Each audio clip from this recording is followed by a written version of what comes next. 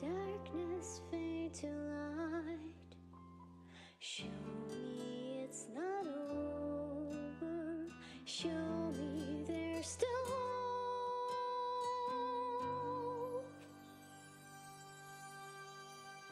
Make my wish come true. Let darkness fade to light. Show me there's still hope. Show me it's not over. Battles we can win. Our struggle lies within. We will live to meet love. Will we live to greet that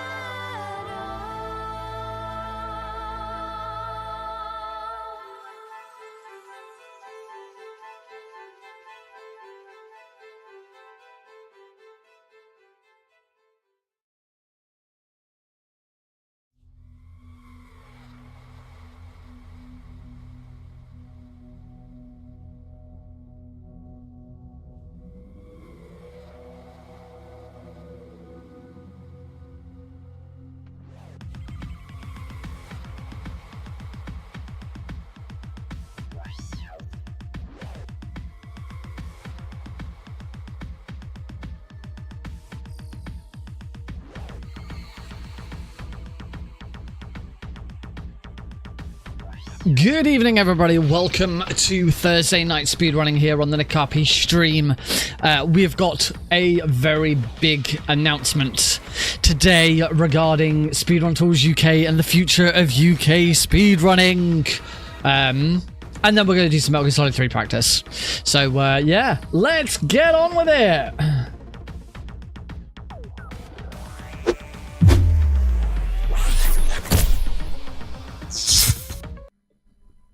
Aw, that was a really cool version of the Donkey Kong Country minecart theme. Really cool. Hello everybody, welcome Rorschach, welcome Garlips. Good. My announcement in the Speedrun Tools UK live chat has at least gathered somebody. Somebody's here. Cool. I will give it a few minutes, try and give people a chance to jump in. That's why I made an announcement on oh, we got an Eli. Hello.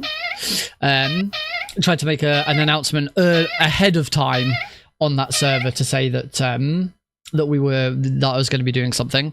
So yeah. Wow, Eli bounced up to 587, folks. Hello. Poor pylons. Hello, JN. Welcome to the stream. Cool. As I say, I'm going to give people a few minutes to sort of jump in and see what and before we sort of get started. So people get in here. Everyone's in.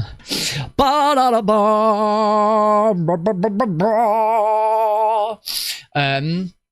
deliberately starting with the front facing camera as well. Don't usually do that. Mr.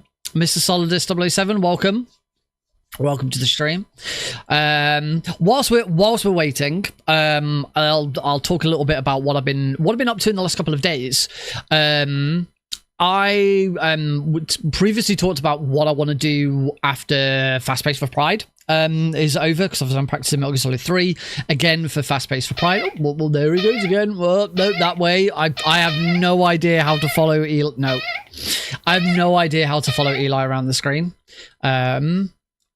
But it is what it is. Thank you very much, JM 588. Oh, we have now for definite 100% hit the goal. I am now at 1,250 followers. So hooray, goal Mets! We're gonna celebrate with a big announcement. No, I will figure out something a bit more my own stream related to sort of celebrate that. Celebrate hitting 1,250. Thank you, Garlips. My automated post out to Blue Sky worked perfectly. So over the last couple of days, I got put onto a Blue Sky integration with StreamerBot. So now I have Blue Sky automated for the stream as well. So when I go live, it automatically posts a stream. It automatically posts a message when I go live. Now the weird thing is that the Blue Sky post worked perfectly. It uses the title of the stream. So the Blue Sky post is the Nick RP stream is live with huge STUK Live UK event announcement and MGS3 Euro Extreme Practice. So that's because that's the title. I've used that same wording to redo my own Discord server's announcement, and that hasn't worked. For some reason, that posts it should use the same triggers, it should use the same stuff. I don't know where I've gone wrong, but for that one, the message is the Nick RP stream is live with percentage target channel title percentage. So I don't know why Blue Sky was able to pick up that that's what the channel title was, but Discord hasn't. So I'm gonna have to look at the order of stuff for that. But in addition to that, it also automatically changes my Blue Sky username. So my Blue Sky username is now the red live circle Nick RP Green live now. I think that's just it. Yeah, Nick RP Green live now. Obviously, whoa, hello. Something happened to me last Thursday. We have a cosmic. I had a couple of miles to go. I looked up social media that isn't mostly bigots and racist spots. It's Blue Sky is getting worse, unfortunately, but it's still 1,000 times better than the bird site, so that's good.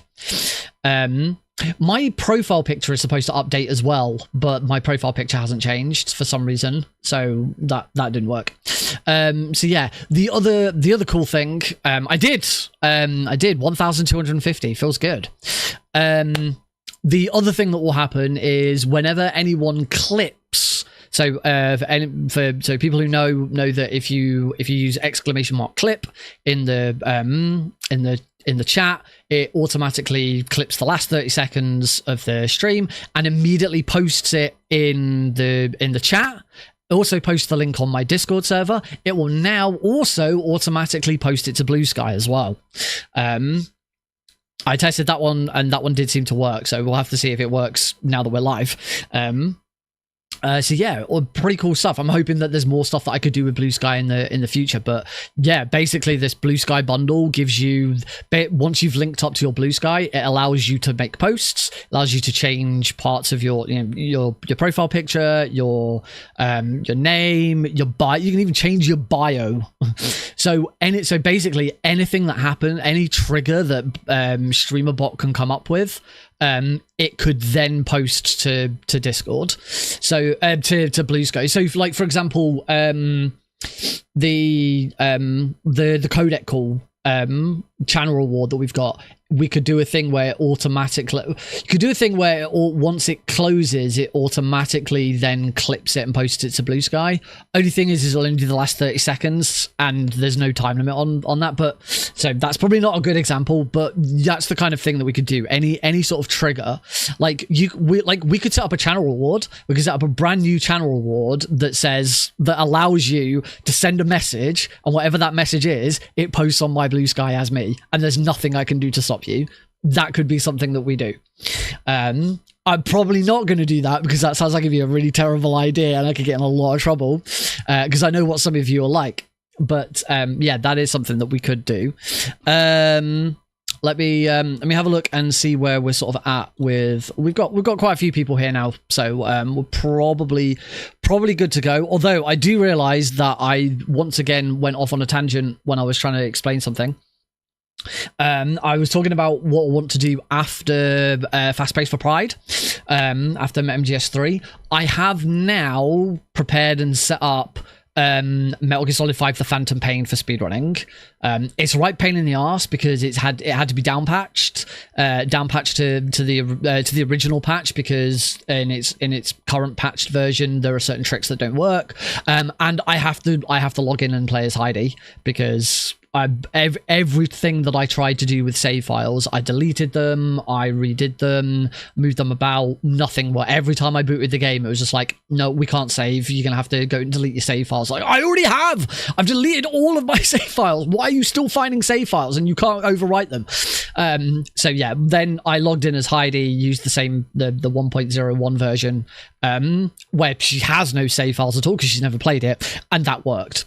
So and I've been able to download the correct save file. For anyone who knows Phantom Pain, you'll know that there is an opening prologue that's a really big chunk of time, where you play as Snake in hospital, waking up from his coma, and he gets escorted by a mysterious person called Ahab, who sort of guides him through the hospital as it's under attack and they escape. That isn't part of the speedrun. It was determined very early on in Phantom Pain's speedrun lifetime that it doesn't add anything to the speedrun, that it's pretty much all on rails. There is nothing that you can really do to speed it up. So the speedrun actually starts with the first mission in Afghanistan.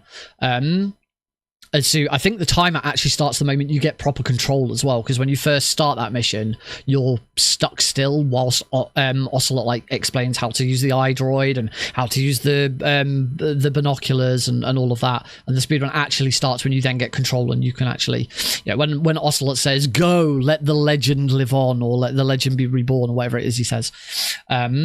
So yeah, that's she's still Heidi and you're punished Venom Heidi.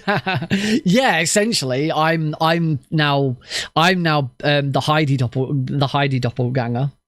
God, I've once again tried to explain some of this stuff to Heidi and she just doesn't. She's just like, ever since we went to the Metal Gear Solid concert and at the end a couple of weeks ago, we've been trying to sort of explain a little bit more about Metal Gear Solid to her, and she's just like, she just does not care because it's so complicated and convoluted. I mean, whenever I try and explain it to anyone, I always lose it. I always lose it at, oh, and by the way, he was also president of the United States. As soon as you get to that, it's just, no, this game is too stupid. This lore is too stupid. These characters are all over the place. What do you mean? What do you mean the bad guy who was a clone of this guy, who is a third clone of these guys, was the president of the United States? What the... Anyway, yeah, Metal Gear lore is funny. Yeah, a very, very good chance that once we're done as we move into December, I'm going to start learning Phantom Pain because I've been wanting to learn it for a very long time. This year was the 10th anniversary of Phantom Pain releasing, as it was released 1st September 2015. So whilst it's in its 10th year, I feel like now's probably a good time to actually learn it. Thought Metal Gear Solid lore was historically accurate scripture. Hey. President George Sears did nothing wrong. President George Sears, the best president of the United States has ever had, is a true patriot.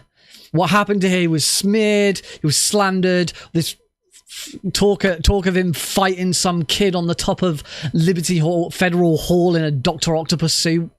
Lies, slander, fake news. It's ridiculous. Absolutely ridiculous. Anyway, enough about thank you. Oh, we get to see if it works. Metal Gear Solid has used exclamation mark clip, which it should clip the last, well, as always, we should continue to clip the last 30 seconds. We get notification that it's been clipped, but the new addition is that URL should have now been immediately posted to my Blue Sky. So I'm going to go and quickly check it. I'll refresh my profile, and there it is. Nick's live right now, and this just happened.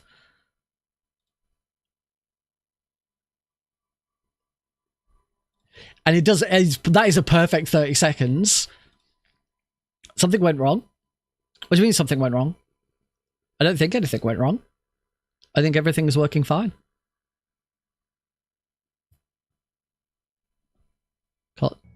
Yeah, we did it. Yeah, we did it. Cool. All right. Let's actually get on with the thing that people are in chat. I'm seeing the something went wrong message for that clip. Oh.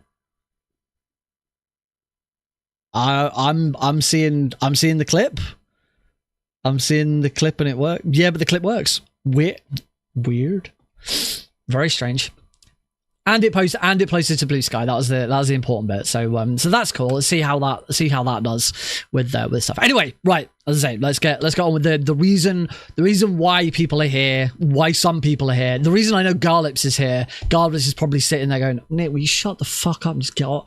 I don't care about fucking President George Sears. Just can you get on and talk about what you've said that you're going to talk about? It's been nearly 15 minutes of the stream being live.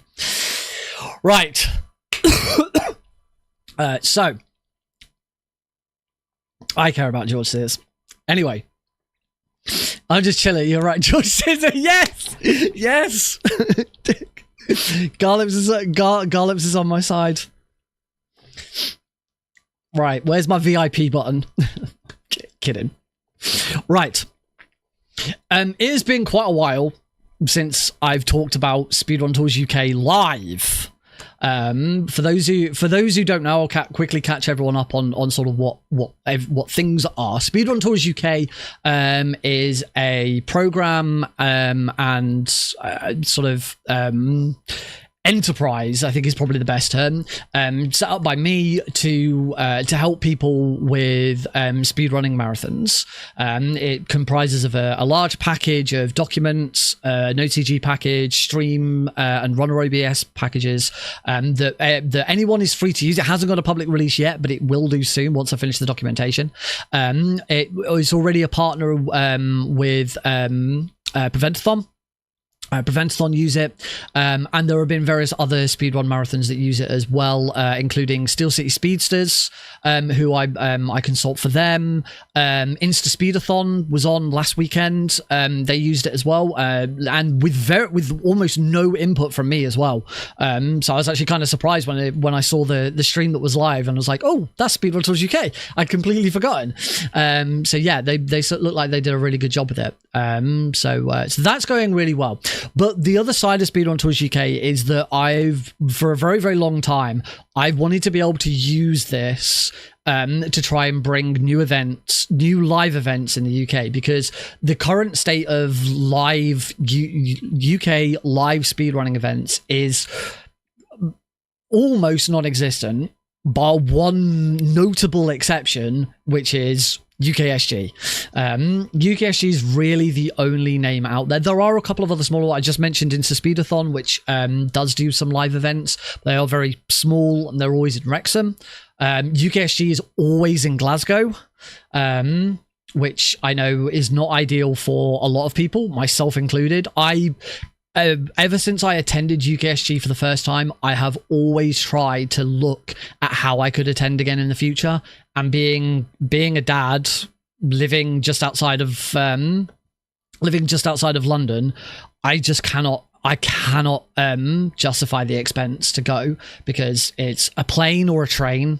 I went by plane last time because it's cheaper to get a freaking plane, and then hotels, other transport, buses and stuff to get into and from places, and it's just too for what it is, for what I would get out of it. It's too expensive, so I just can't get to UKSG. And I'm sure there are a lot of other people in similar situations. I know that there are people within UKSG who have wanted to try and do something with UKSG outside of Glasgow, but have presumably not had much success. I've heard people talk to me about it. I've never known too much about what has gone on behind the scenes. And this, I should say, this is not me I'm not trying to bash UKSG at all. UKSG is a fantastic event. They do a lot of great work for charity, and they put on a really good. The one that I went to was really good. I really enjoyed it, and their events are fantastic. It's just, the big problem for me is they're always in Glasgow. So earlier this year, I set up this new Discord server, the Speedrun Tools UK Live server, to start gathering interest and gathering names of people who would be interested in attending speedrun, a new speedrun event in the UK. Eventually, I then had initial meeting with Anime League, and that's already public knowledge. I'd already previously announced that that I was looking to work with Anime League. So if you've ever heard of the place name anime and gaming conventions, that's the team behind them. So they're all over the country: London, Manchester, Southampton, Sheffield, Belfast, Birmingham. I think there's one in Liverpool, but they're all over the place. And I went to one in 2018. Me and Heidi went to one in 2018. We had a great time. It was the one in London. And then in August, following my initial meeting and chatting to people about what we were going to do, I then attended London again. I went to only on the Friday. So I went to London Anime and Gaming Con.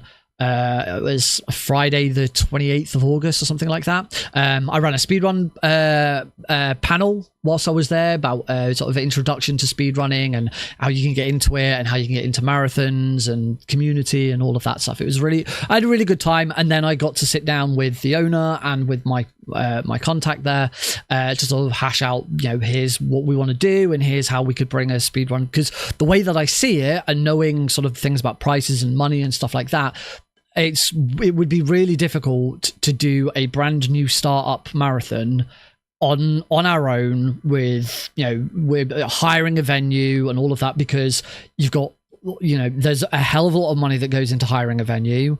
You've got organization, you've got health and safety, you've got security and stuff, all like that. So I figured, and I've been thinking about this for a very long time, that the best way of getting something like this started would be to join an existing event, become part of something where that is already bringing in other people, and then we bring in our people, and word gets out. We do a few with them, and then if things get big enough and we feel like we're in a position where we can do it, we then try and do something on our own later on. So I had a really good conversation with the owner and with my contact. We sort of agreed what we would do in principle, and then we both went our separate ways to have a think about it. Now, in my post where I talked about this, there is some I'll address it now. There's no point in trying to ignore it. There is some controversy. There is some controversy surrounding Anime League. A lot of people don't like Anime League. A lot of people have had issues with Anime League, and there has been in the past comments and accusations thrown towards the owner and thrown towards the organization as a whole.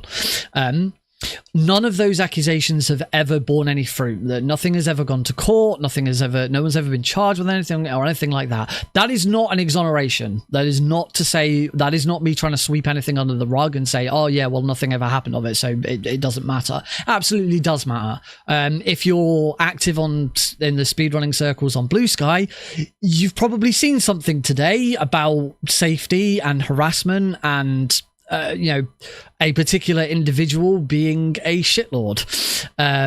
Hello. So it is something that the speedrun community takes very seriously. But when I was there, I saw nothing but people having great times. There was security was very tight. There were bag checks for everyone going in and out. There was plenty of people on the ground. There were safety posters up everywhere about, who to contact if you have problems and stuff like that. I have got a picture of one of the safety posters that I saw. So for me, there was nothing that I saw that raised any red flags. Everything that has happened, all of this, the stuff that's happened in the past seems to be in the past. The events are very successful, and yeah, it's it's an anime convention. They are pretty much the same. It's a lot of people flogging a lot of stuff, and the usual kind of things that happen. But it's a start. It's somewhere to start. It's somewhere to gather momentum. It's somewhere for people to just meet up and gives us a great space to meet, to have fun, and to do some speed runs together, which is something that we just don't have much opportunity to do. So from my point of view, there was nothing I saw that turned me off, turned me away. Obviously, everyone will have their own opinion on that. You are free to have your own opinion. If from what you've heard about it in the past, if you don't want to attend, that's completely up to you. But for those who do, and I know there are a lot of people who do, I am very, very pleased to announce that we are on. We are going, well, assuming planning works out, we get a team and we have runners and everything works up to there.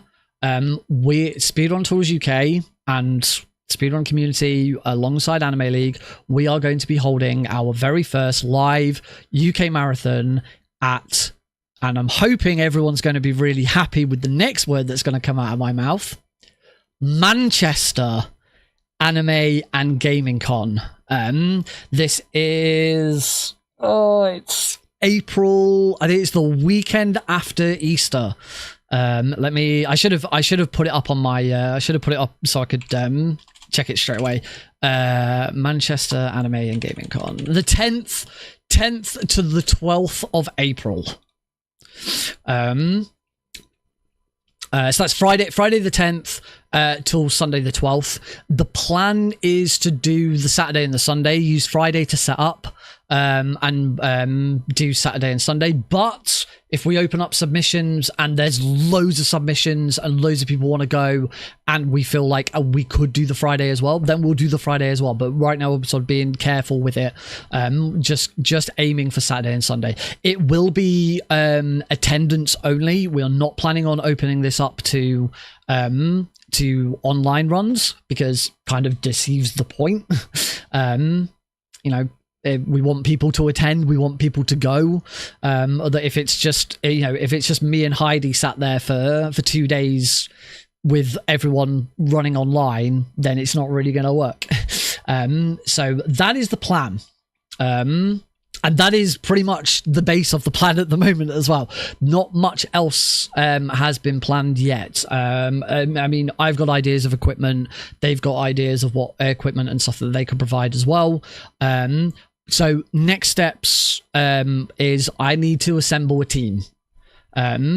I need to assemble a team of people who are who want to be there in person. Now, there's plenty of stuff that can go online. Stuff like social media and things like that. That could all be done online. So if there are people who don't want to attend or wouldn't be able to attend, whatever, and you still want to get involved, then do reach out and let me know. But primarily, I'm after a core team of people who want to attend, who want to help out with anything. I will take anyone who wants to do anything at this point. If you have tech experience, fantastic. If you have hosting experience, fantastic. If you have equipment that you would be willing to lend to the event, brilliant. If you want to do social media, if you're an artist, any way that you want to get involved and you want to help out with, I will take.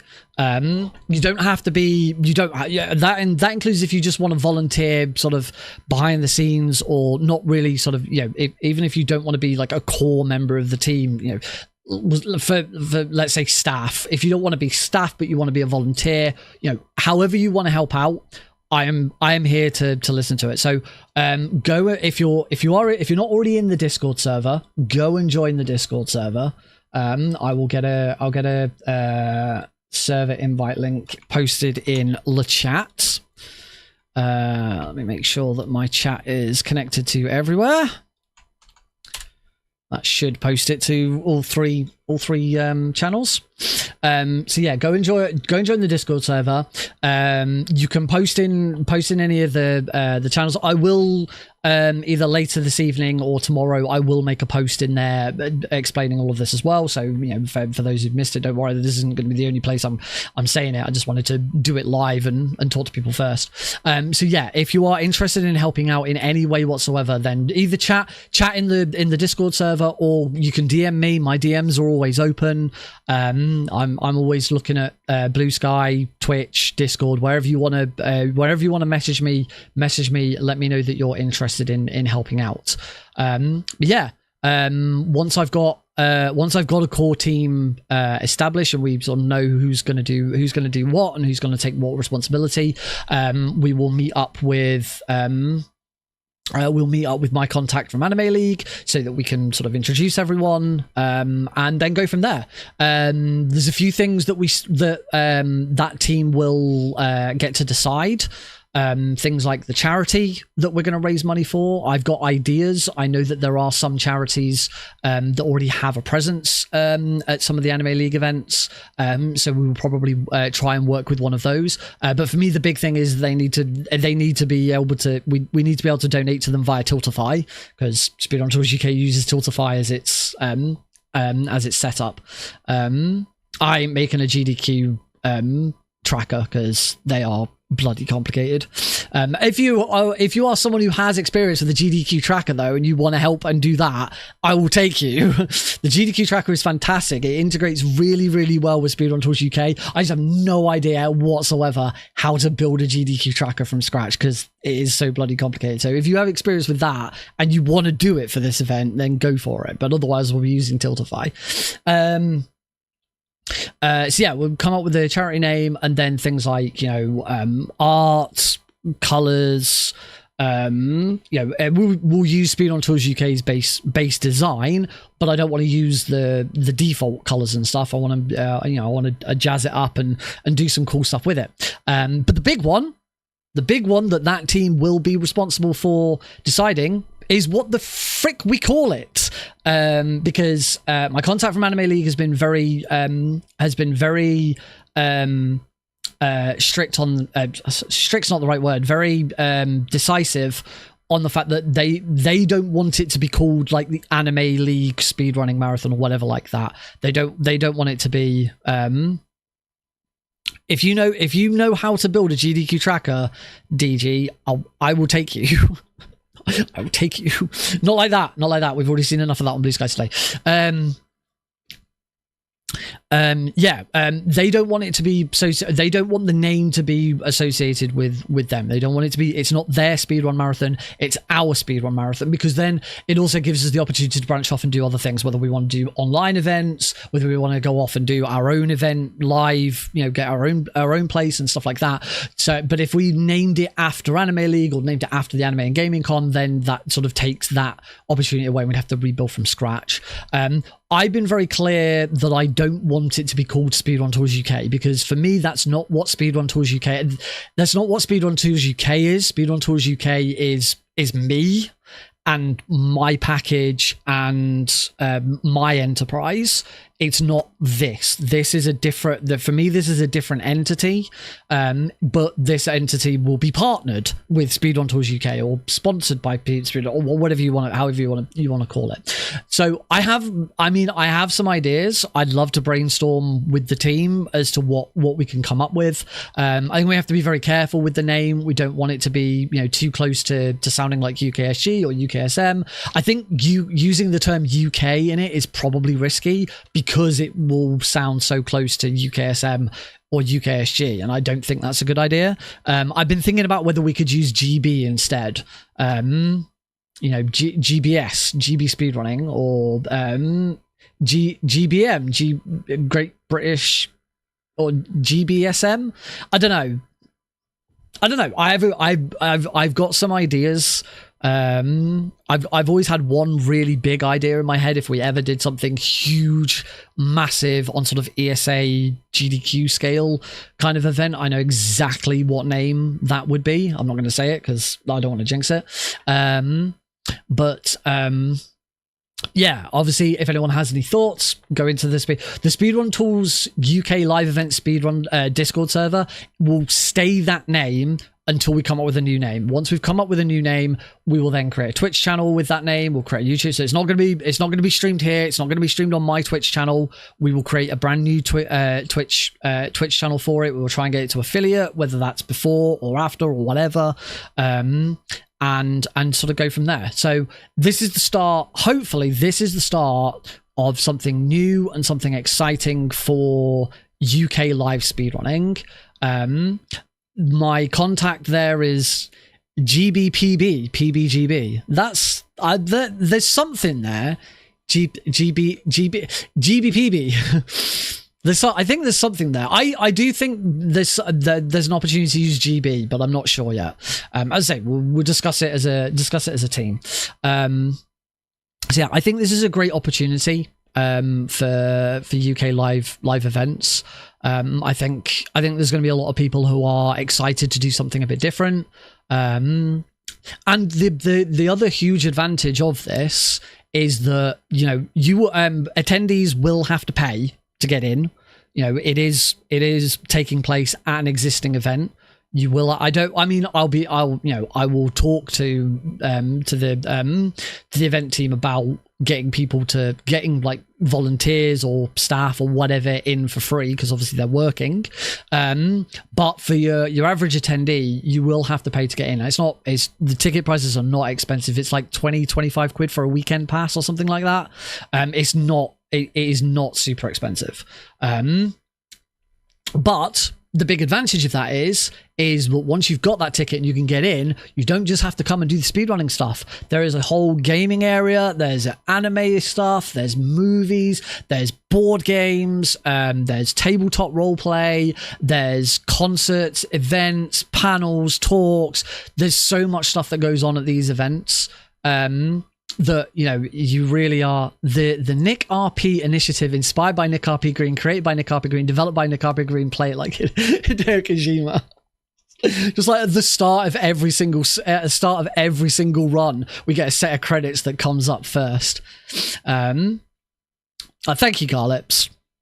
The other big thing is spread the word. Obviously, I will post on Blue Sky about this as well. So once I've done that, please quote it, repost it, like it, comment.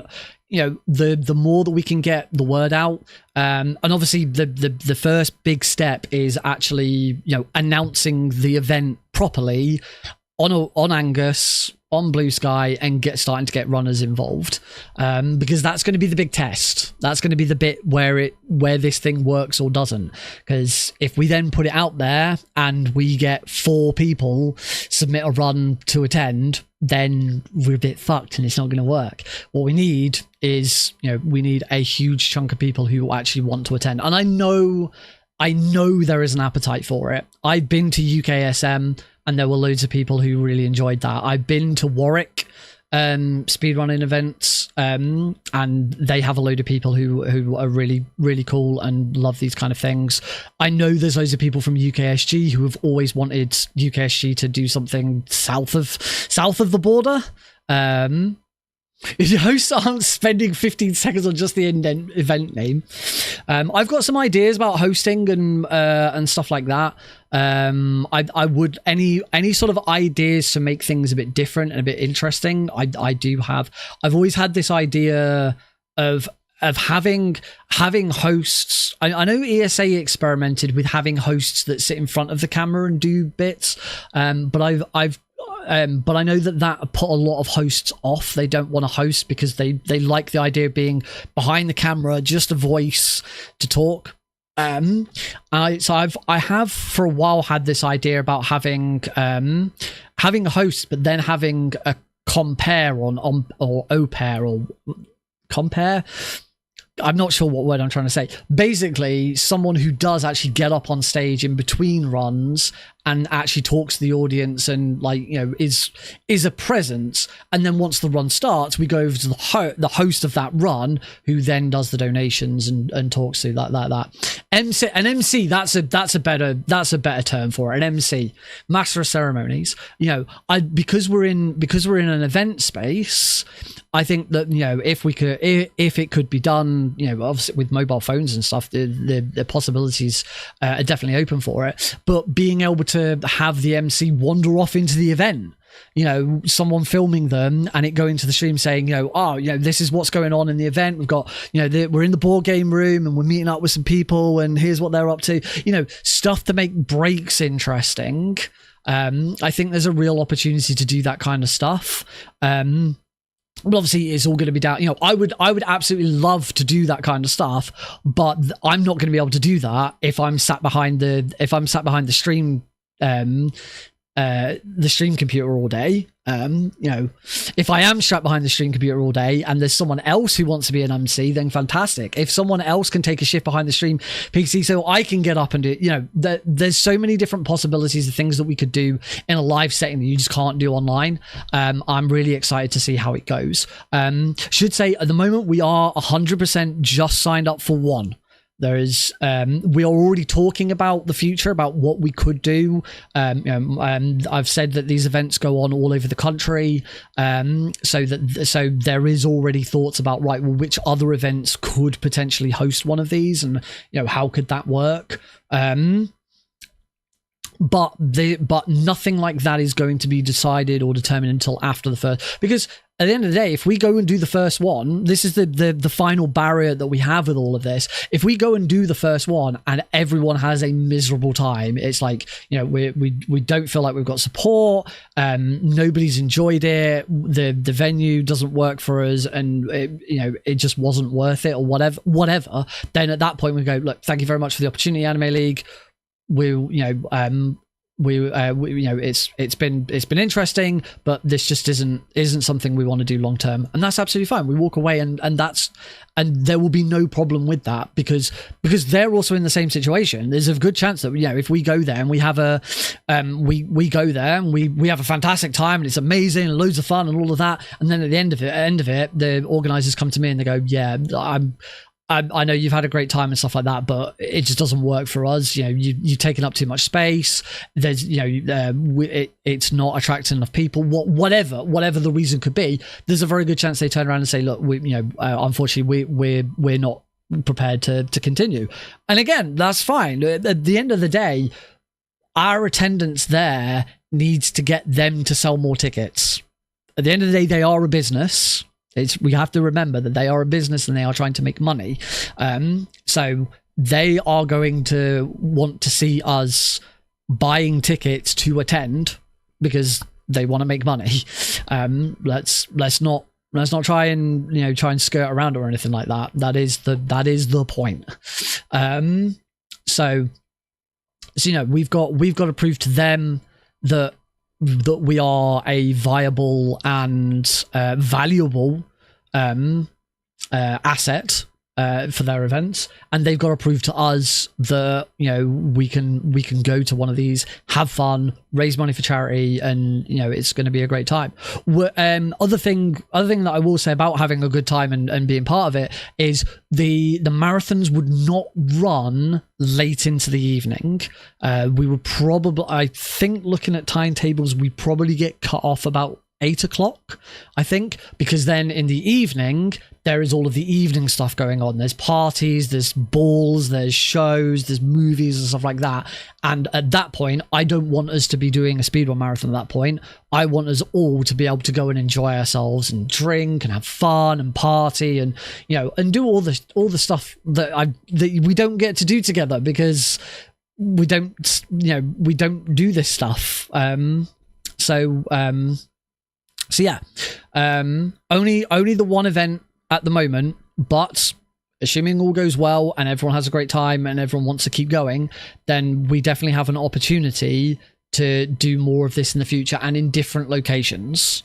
As I say, I know my contact was quite keen on Southampton, which would be crazy, being completely the opposite end of the country. Sheffield got mentioned, which is a great one for me. My parents live in Sheffield, so I immediately have a babysitter for the weekend right on the doorstep. So, you know, there's loads of opportunities here. This could be, I'm not going to jinx it and say it absolutely is or anything like that, but this could be the start of something really, really good for UK speedrunning. I hope it is. I absolutely hope it is. I've been wanting to get to this position for 3 years. You know, ever since I started getting involved with speedrunning and started going to events and stuff like that, I have always wanted to do something myself. And yeah, I really hope that this is it. But we will see.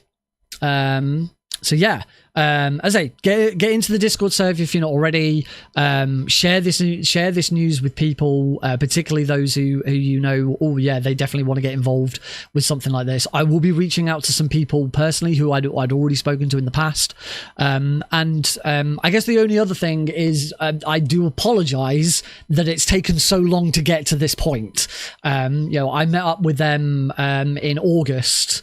I went to their event at the end of August, and we're now sort of mid towards the back end of November. It's just I've been extremely busy with all of my events, and I've been ill. My contact there does loads of events and stuff all over the place. So they've been really busy with stuff. I should also say I have also been invited to work as a volunteer at the next London event. There's a London event in February. So if anyone is planning on going to the London Anime and Gaming Con in February, I should be there. I've got to actually, you know, confirm everything and sign it all off, but I should be there as a volunteer, working in the game section that weekend, because that then gives me an opportunity to meet loads of people and actually see how the event works and how we'd fit in and, you know, all of that stuff. And I'll definitely be talking to my contact again about whether I could do another speedrun panel, because it was a lot of fun when I did that at the last one. So yeah, that's it. That's the announcement. We will now move on to regularly scheduled Metal Gear Solid 3 practice. But I hope that's exciting for people. I hope clearly from what some people have said in the chat, people certainly seem interested. Make sure my controller's plugged in. Yeah, I can't wait. It's daunting. It's very daunting to think that it's actually happening, and I now have a shit ton of work to do. But hopefully, as I say, this hopefully this is the start of something really good.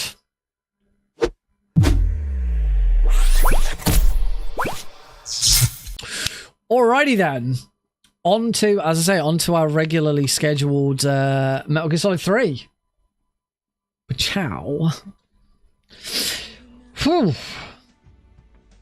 And boy howdy, it's suddenly very warm. I'm trying to move my live split. There we go. Successfully moved live split.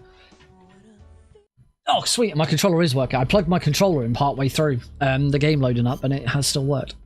Alrighty, so on Tuesday we looked at a few new strats that I hadn't really looked at before. I don't think there was anything else I needed to look at towards the back end of the game. So I think we're all good. I want to practice a couple of them before we get started, and then we'll just jump into some any percent runs. I'm going to take my. This is a jumper. There is a t-shirt on underneath. I'm not stripping. Okay, I stripped slightly. Oh, there we go. Nice and comfy. Woo! All right, so let's practice. First big one for practice is, of course, the Ocelot fight. Now doing... I'm going to continue to try and do this newer version of the Ocelot fight because I want to know how much faster it is. And the first time I'm really going to understand how much quicker it is when I finally get it right first time in a run. So we've knocked on the wall. We run to here.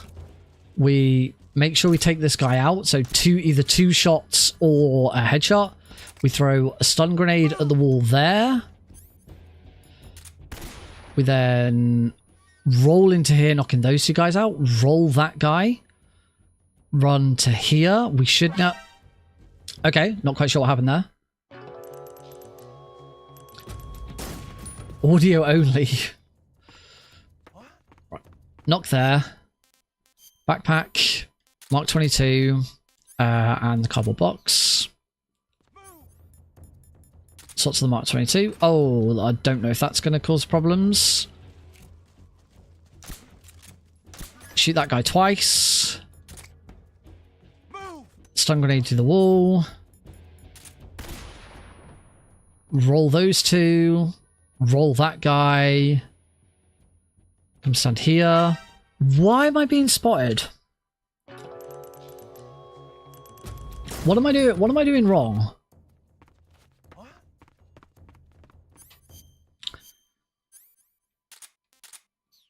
I'm not going to keep swapping to the cardboard box as well.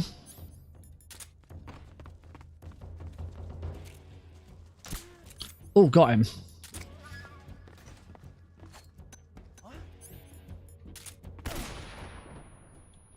Roll those two. Oh. Roll that guy. I don't understand. I don't understand. What am I doing? What am I doing wrong compared to... What am I doing wrong compared to Tuesday?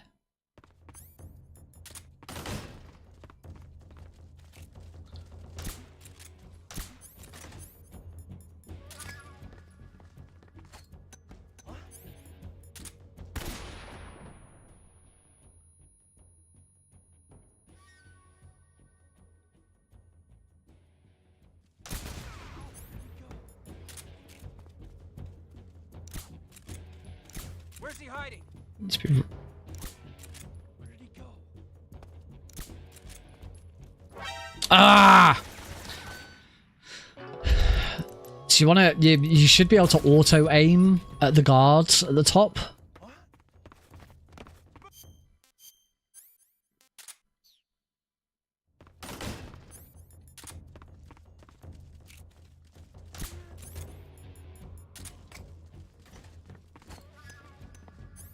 I don't know if I threw that a little too early. We'll find out in a second. Nope, that's fine. I don't understand who's spotting me. This isn't what happened. This isn't what happened before.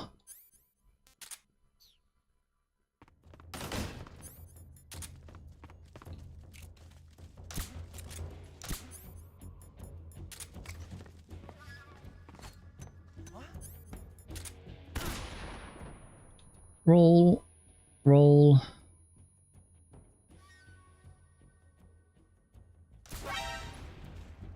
Again, I don't... Who's spotting me here?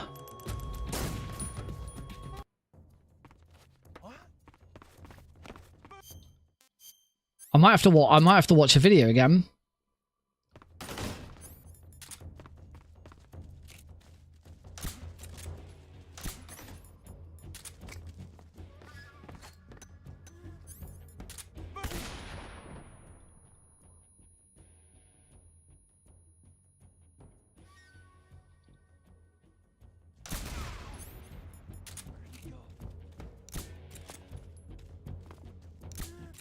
Got him.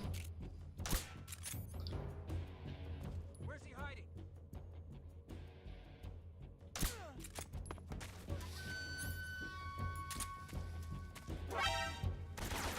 And he and now that guy spotted me.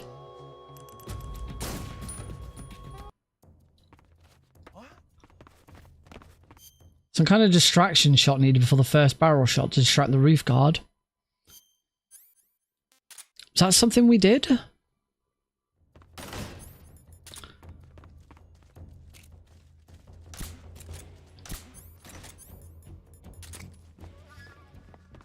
Because I didn't do it then, and that worked for a bit.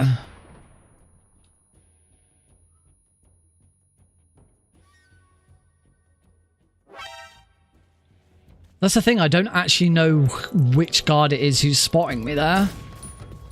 I don't recall there being... any sort of distraction shot before. What? I'm gonna have to watch the video again, aren't I?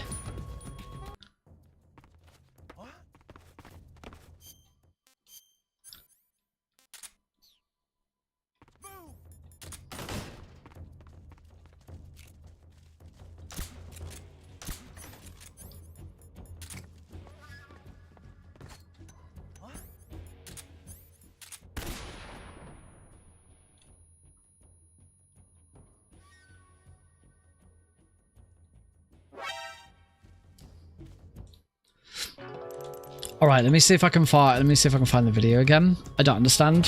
Snake, respond. Snake. Snake. And this wasn't what was happening.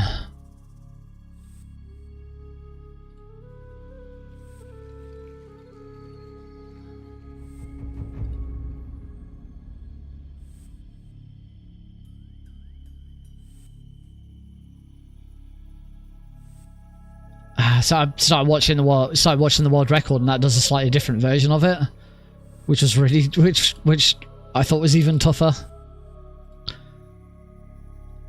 So I'm just trying to find it on Callista's.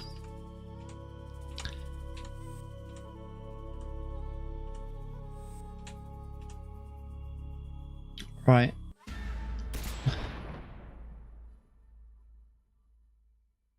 One punch, runs down, takes out the guards, stun grenade.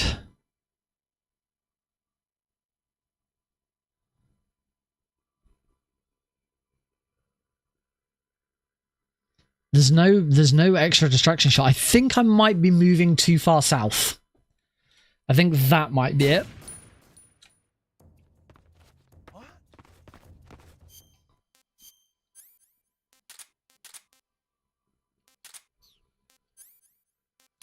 Yeah, I think that's what my problem is. I think I'm moving too far to the south, so I'm getting spotted by someone. So I'm gonna wait.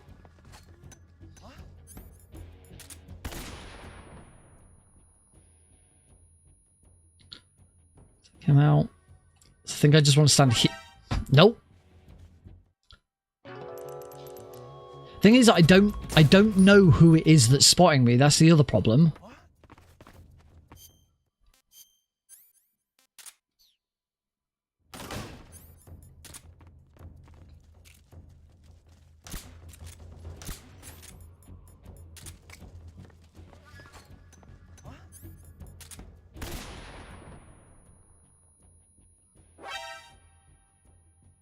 Like, what happened? Was that me being too fast?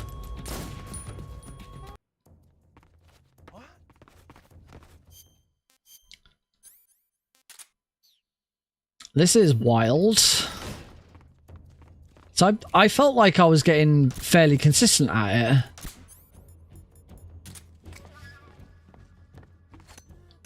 Oh crap. Yeah, well that wasn't gonna work. So really quick auto aim on the roof guy after the barrel shot. I'm getting spotted before the barrel shot. That's the thing. I'm getting spotted before I even get to the barrel shot.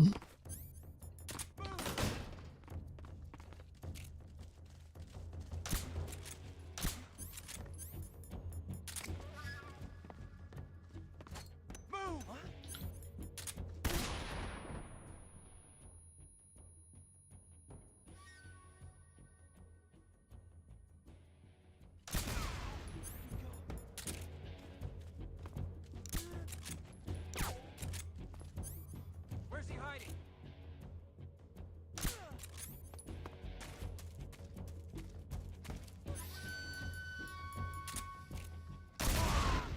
There we go. Boom, 0. So I think I was moving too far south. The only thing I'm still a bit tentative about is that guard. Let's give it another go. Because I say the main thing that I need to do with this is I need to be able to do this first try in a run.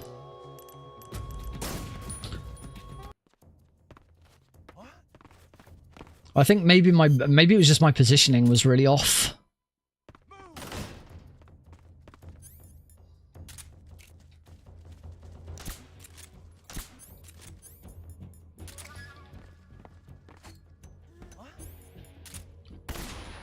Oh, that was that turned a bit too quick there.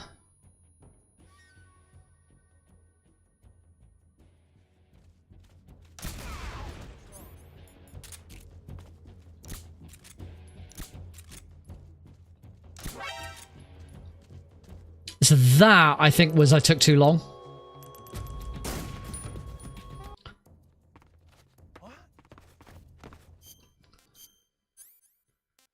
I think I took too long to... because you want to... basically, the two guys that you shoot with the barrel, you want to shoot them... shoot the barrel the moment they come on screen. Right, wait for him to... I think I have to wait for him to put his hand up, because that shows that they're all in position. And here.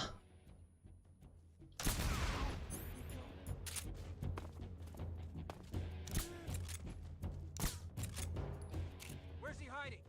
Where's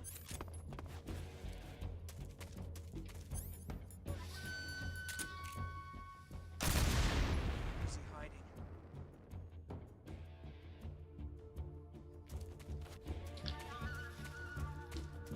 It's just this guard that I really don't like trying to shoot. Because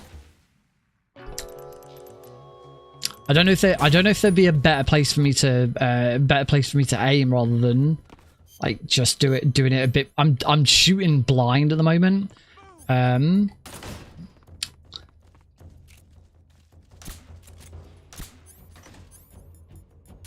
like I said, wait for him to put his hand up.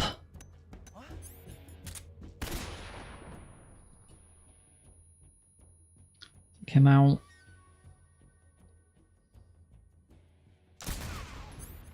Where did that come from? Where's he hiding?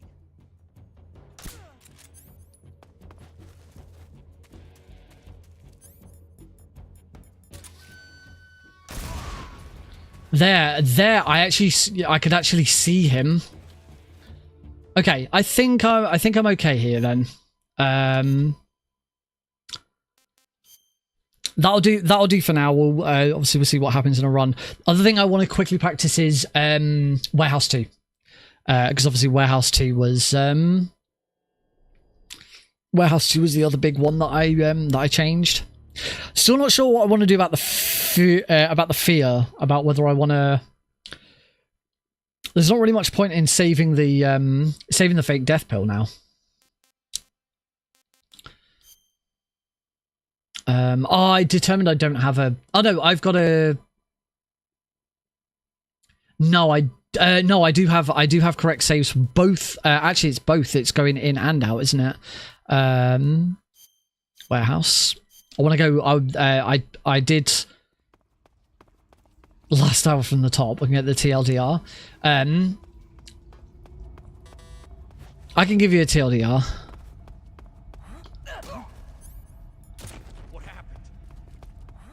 Oh, made it. What's wrong?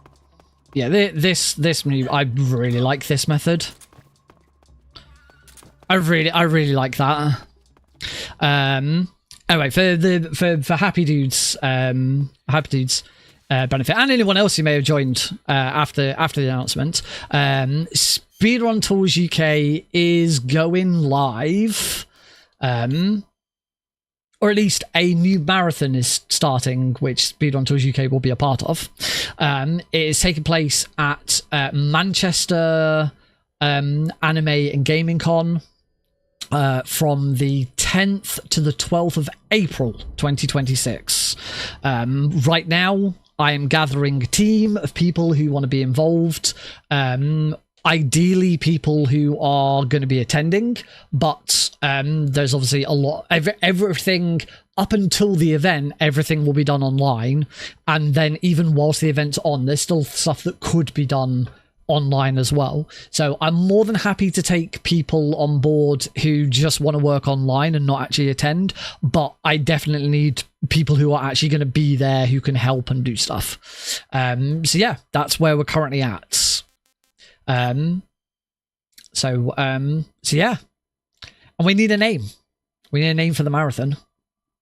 Because it's not going to be cool. It's, as I've been quite adamant that it's not going to be called Speedrun Tools UK, because that's not what Speedrun Tools UK is about. It'll be in partnership with Speedrun Tools UK or sponsored by Speedrun Tools UK. Thanks, dude. Oh, helps if I... Right. We want smoke grenades. Need to wait for the camera to shift. Throw smoke grenade. That's probably wrong.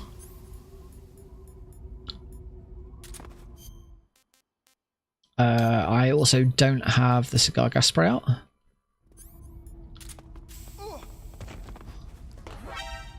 Oh, that was interesting. I think that was down to the smoke grenade being bad. Right. I'm gonna go back outside and now equip the cigar gas spray. Right, and now go back inside.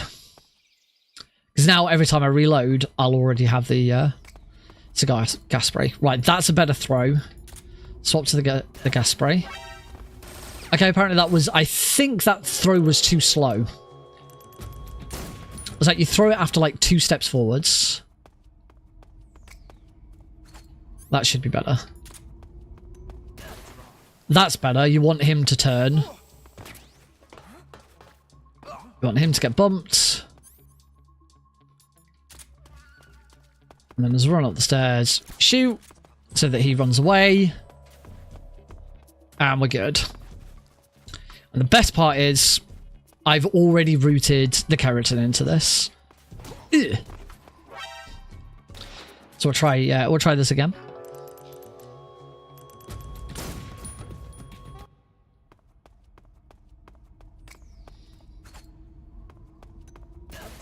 There we go. That's what we want. We want a caution from that guard. Oh, I didn't actually cigar spray it. Should call it a better ran ESA. I don't think it's going to be... It's not going to be... No.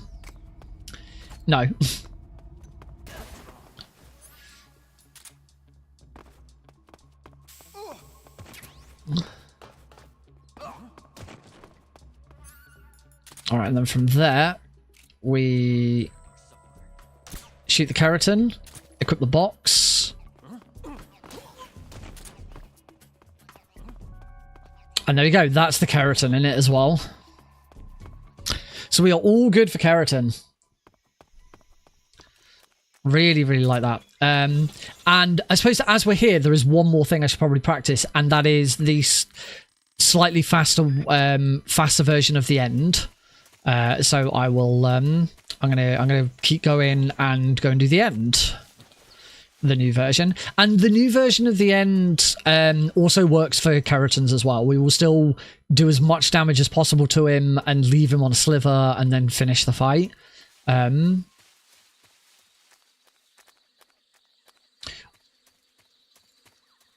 I've considered whether like we want to still want to finish the fight there, and then just do the backtrack, because the backtrack's not that bad, and it might actually be quicker than messing around in the next room.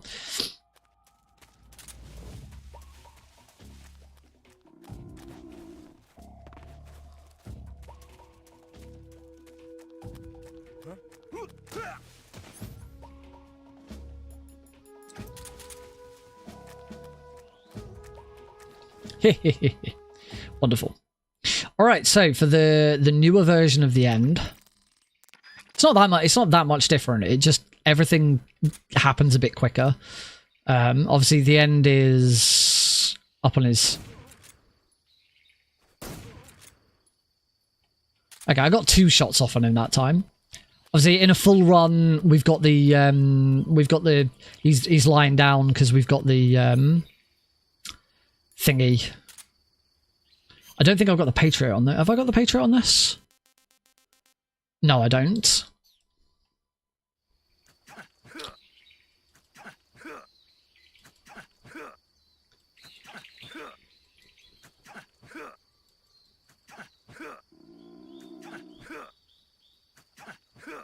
All right, and then from here. Oh, I got shot.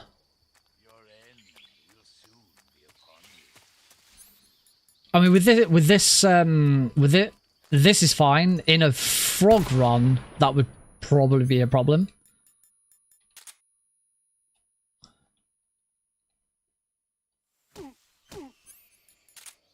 Freeze.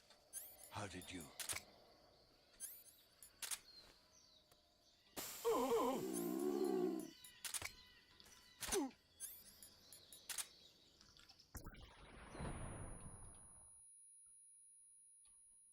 And then we don't throw a smoke grenade at him. We just do the one stun grenade.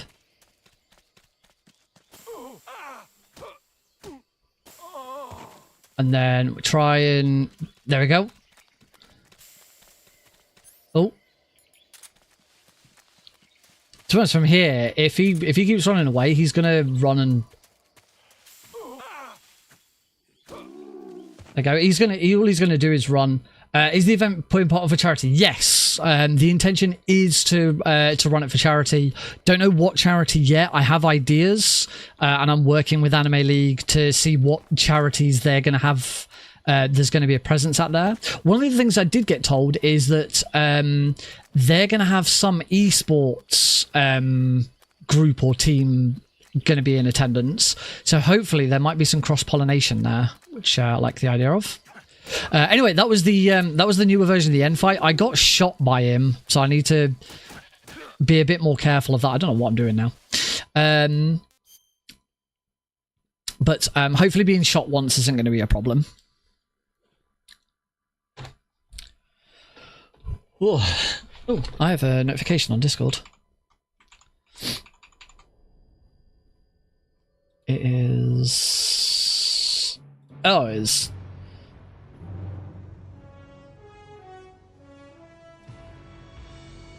Stuff. Other stuff. All right, let's do this. Let's do a full run. And see how we get on. Hopefully, if all goes well, we'll do a frog run. You need to do frog runs. Need to do frog runs. Well, for those who don't know, I am running MGS3 European Extreme for Fast Pace for Pride. A week on Saturday. I believe my run is about 11 PM UK time on Saturday the 30th of November. It is down as any percent, but there will be a donation incentive to upgrade it to all Kerotans. Now then, have I got... I have this 15... I have a save of 15 runs here with Operation Snake Eater complete. But I always have this one from the 18th of September. I get the feeling... no, it's still on my list of considerations.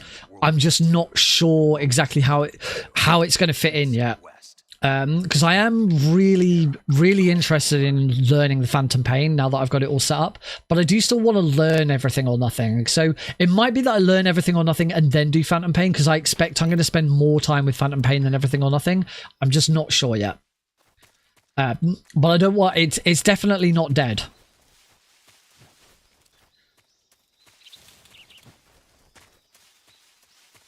All right, up we go.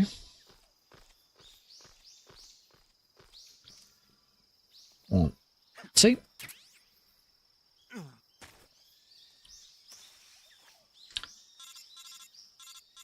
I had been playing.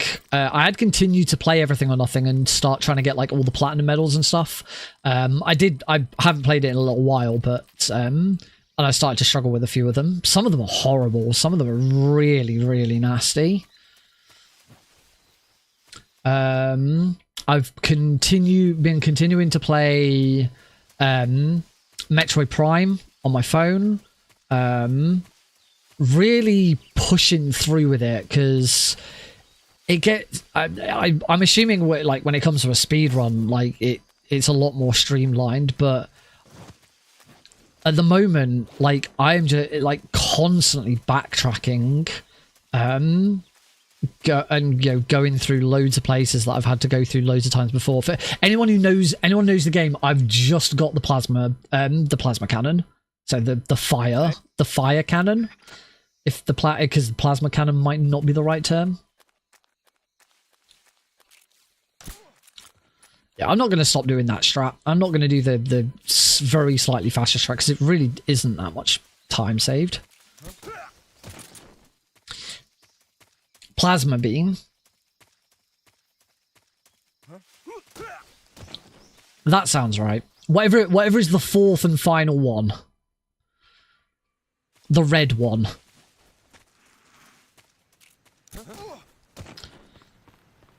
I want to run to about there. That should be fine. Yep. Oh, hey, Jack. Come in, HQ. This is HQ. Prime, I would be very interested now to play Metroid Prime 2 to see what they did. That was oh, that was lucky. I hope this still works. I think yes, the mine sounds about right.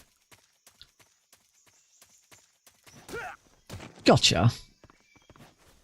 Yeah, because like you first find the Metroid and you have to fight like an elite or something like that.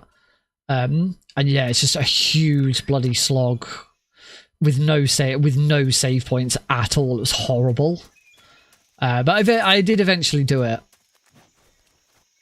Obviously I did it because now I've just unlocked the plasma rifle. The problem now is that I'm thinking of all the places now I've got to go back to because I've now got the plasma rifle and I can open those doors. Yeah. Oh yeah, I died at those invisible bosses. The invisible boss. Because yeah, it's just another thing and another thing and another thing. I remember there was another boss I had to do twice. I think it's the boss that once you've beaten that boss, I think you unlock the spider ball thing. Pretty sure it's the spider ball. But there's no save. Like I think Thardus sounds right. Yeah, I had to do Thardus twice because you beat Thardus and then there's no save. There's no save point at all. And there's just death in front of you and behind you. It's the second time I did it. I deliberately backtracked to the previous save point so that I could then go back and redo it. Just horrible. Even though I'm playing on emulator, I'm trying not to use save states. I want to try and have a bit more of a pure experience. So I would be I am interested to give Metroid Prime 2 a go to see what they then did to the formula how they changed it up for that one. Say I mean it's a it's a Metroid game. It's literally the name of the Metroidvania genre. So I completely understand that there's a lot of backtracking and a lot of exploration and stuff like that. But at times this has just felt horrible, like excessive.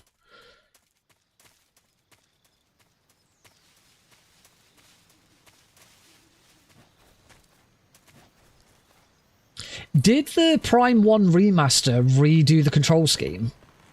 Or is it still the exact same control scheme in the remaster? Because that was the thing that was the first thing that threw me for ages. Because obviously I didn't have an instruction manual or anything. So I just kind of had to try and figure it out. And for the opening bit when I think you're about to board the pirate ship or something, whatever it is, and you have to shoot up. You have to aim up and shoot at a switch or something that's up. And I just could not figure out how I was supposed to look up. I just couldn't get it. Because I was expecting the right analog stick to change to move the camera, but it doesn't. It's sort of time splitters style. I did wonder whether the Prime 1 remaster changed that at all. Right, here's hopefully, if I can do this right, we get to find out how much extra time is saved with this version. Oh, no, we do not want stealth gear.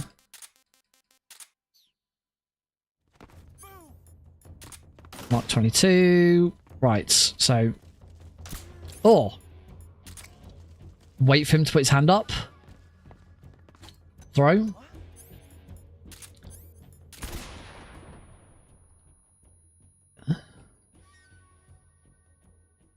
Stand here.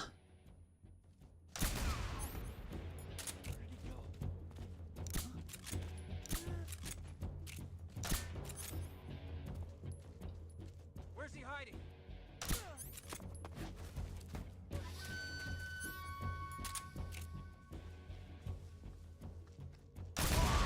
Got him! Well, hey! Bum bum bum bum bum bum bum bum bum bum. A message from SGT Deagle, who has now subscribed on Twitch for 26 months. Do you like my sunglasses? I do like your sunglasses, Deagle. Thank you very much for the sub. Welcome. Snake, did you like my sunglasses? Oh, you'd point a weapon at your own brother? Okay, so I got through it first try, which was good, and lost 5 seconds. So... Is that it? Is it that method just isn't faster? 'Cause I lost 5 seconds doing that. Okay, it wasn't as fast as it probably could have been. But, you know, that was... I couldn't have done it that much quicker?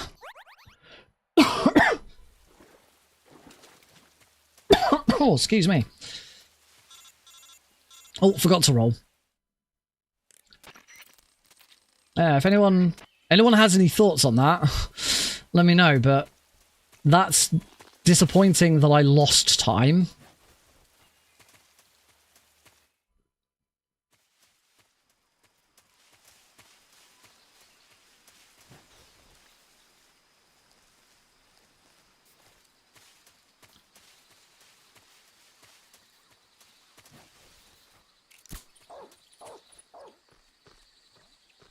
Yeah.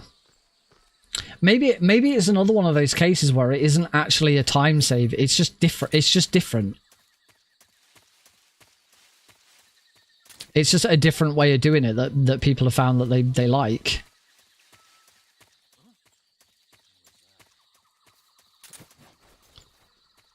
Taking out the final guard. What? Taking out the final guard could have been faster. That's the only major thing I can think of. How did I get spotted there? I did everything in that room correctly.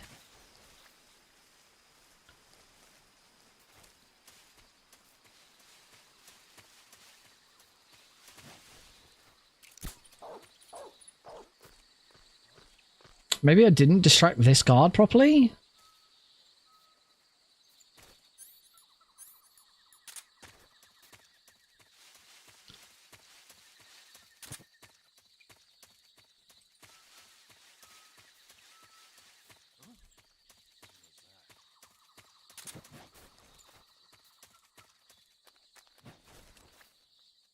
What was different about that than the previous attempt? Don't get it. I'll never understand this game sometimes. Throw some weird curveballs at you. So yeah, I'd say maybe it's not that version is faster, it's that is a version people just prefer doing. Either that or my splits are off. I'll have to try it again in all Kerotans. And see if that makes any difference. Nobody? Was nobody. Right, let's deal with Ocelot. Stun.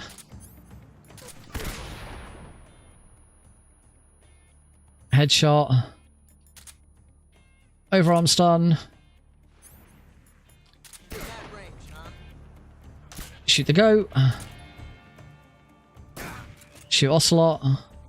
Shoot off his hat. Shoot him again. Shoot him again. And then...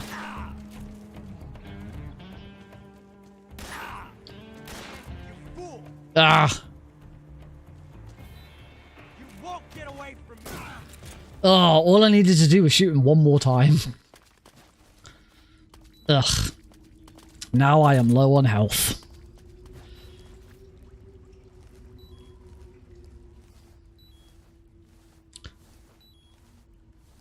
Oh, you know what the news about Speedrun Tours UK and the live event goes?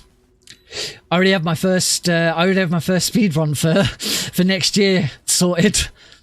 Because obviously I will do a run. Well, actually, we'll have a games committee, assuming the games committee wants me to run. Pretty sure it'll be fine. Big question is, what do I run? Do I run this? The game that I just can't get away from? I didn't need that second lot of ammo. I probably don't need that ammo at all, actually. I have so much more ammo than I'm used to with this. Phantom Pain. If I learn Phantom Pain, I could run Phantom Pain. Probably not for the first event. If we had a follow-up event, I'd want to do Klonoa. Because obviously I adore Klonoa. I love the speedrun. Oh, that is probably the time to also equip the Patriot. As we are now using the Patriot in the run.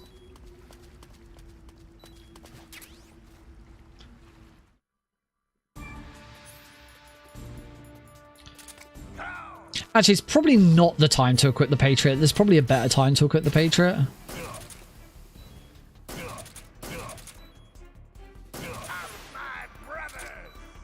We need the Patriot at the earliest for the yeah, there's a better time to equip the Patriot. Coming out of lab when we swap to the animals camo, that's going to be the best time to equip the Patriot. Otherwise, at the moment, it's now just in my inventory, taking up another space.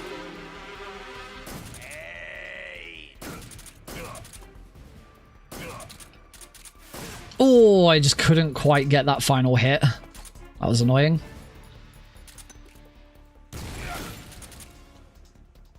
Oh, apparently I needed 2 hits anyway, so okay.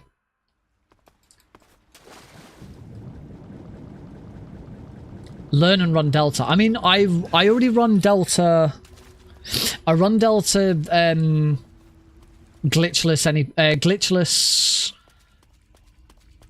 very easy, and I have done so far one all Kerotans, all Gakkos run. I'm just not. I don't know what it is about Delta. It's not kept my interest as much. I think partly because I played it and I sort of got into it, and then I had to move away from it and come back to this. And the moment I come back to this, the moment I realise I could just play this. I don't know. I will go back to Delta at some point because I definitely want to do more with all Kerotans or Gakkos, but I can't see me being a long-term Delta runner.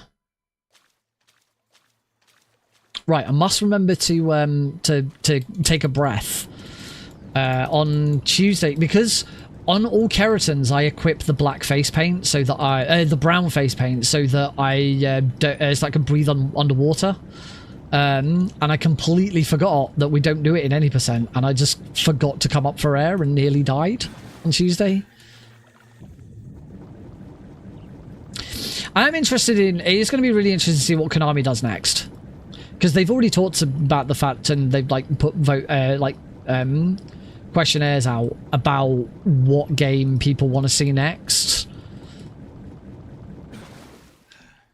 So I'm really curious as to what they're going to do. Mostly because I don't understand how they can be. I don't understand how they can be contemplating any game in the series other than 2. It seems crazy to me that they're asking the audience, they're asking fans what game they want to see next, when the answer is, when the easiest answer for them is 2.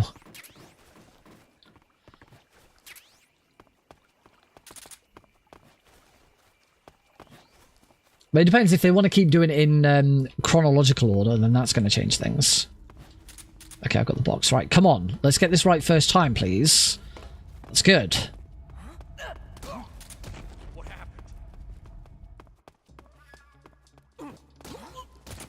We should see a big time save here.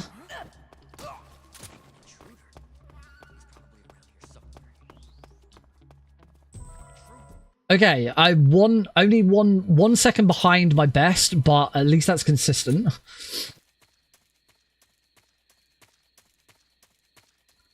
Because he actually appears that he probably is. I don't think they'd put him in.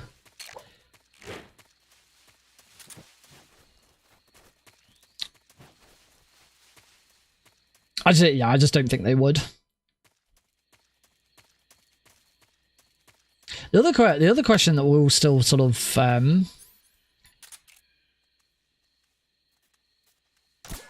that's still sort of out there in the ether is what's happening with Master Collection Volume 2. Where is Master Collection Volume 2?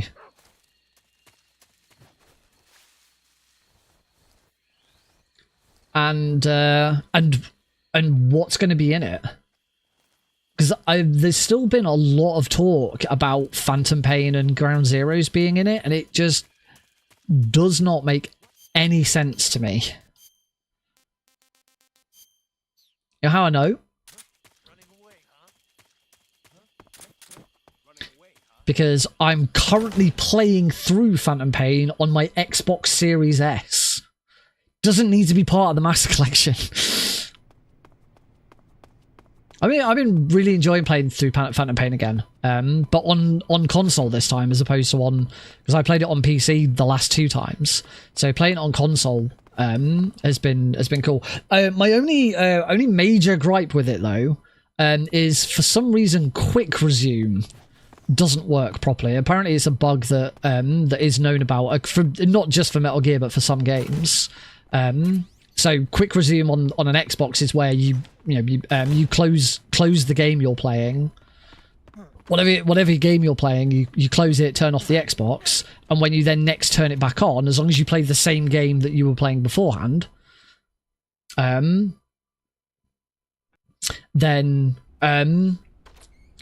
you'll pick immediately back up where you left off. So like turning a switch back on or something like that. You pick up immediately where you left off. But for some reason with Phantom Pain, when you use quick resume, it doesn't detect your controller. So the game works, the game's absolutely fine, but you can't control anything. And it's really weird.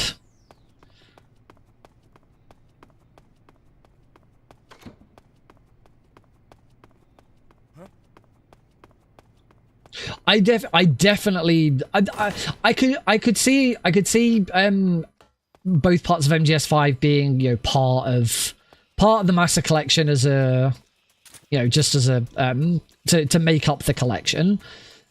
Certainly if it was for a new right, that's the time to equip the Patriot.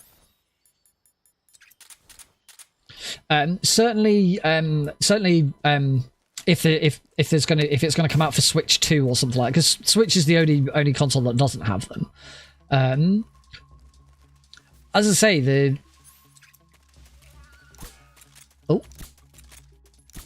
big problem is that you can play both Phantom Pain and Ground Zeroes on any modern console or on PC, except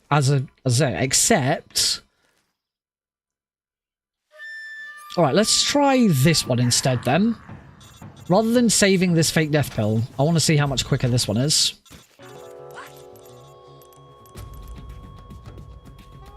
Gonna wait for him to start coming over.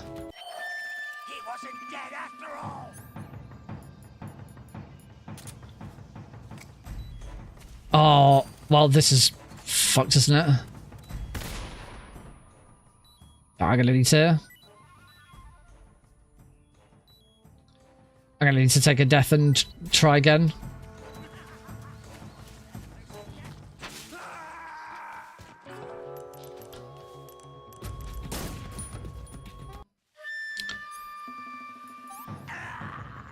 Completely forgot about moving forward slightly. He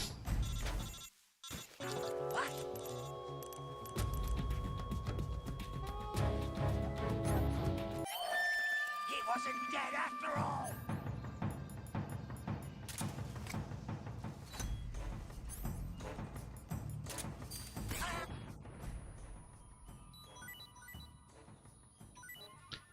Yeah, that's a heck of a lot quicker, isn't it? Or it will be when I get it right.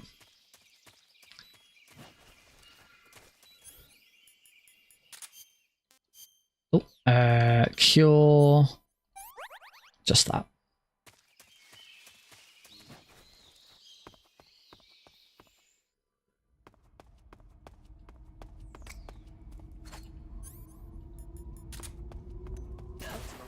Excellent. That should be fine. Then knock him. And then as we run up here, take a shot so that guard moves out of the way. Oh, beautiful. Oh, I ain't got the cardboard box equipped now. Oh.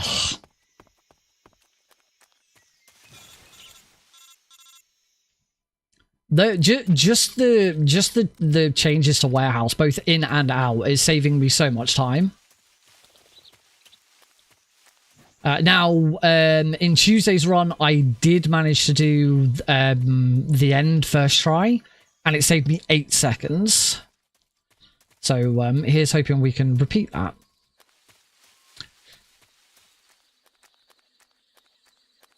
And I've got plenty of stamina, so I can at least take that shot if it does go wrong. Oh, whoops. CQC slam. The enemy's here.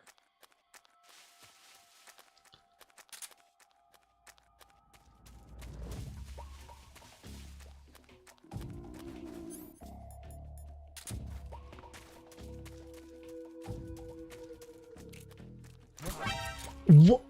Okay, I don't know what. That's not how I've been trying to take that guard out right lately, so maybe I won't do that.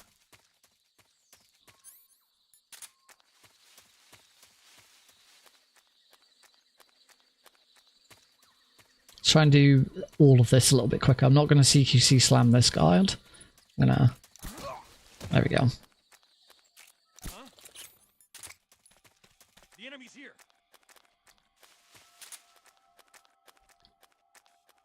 I am only streaming at 1080.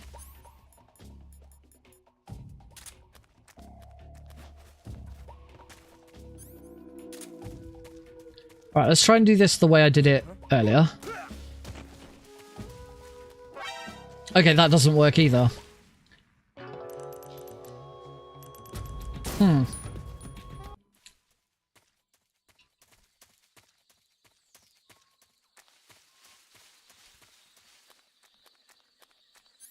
Maybe I should just CQC slam that guard.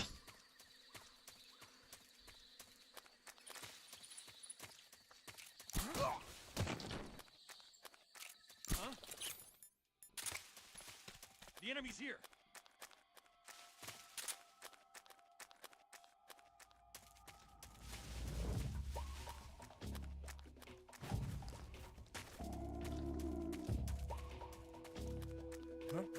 Okay, let's just go back to CQC slamming that guard. Alright, we've got a bit of time to make up after 2 big mistakes there.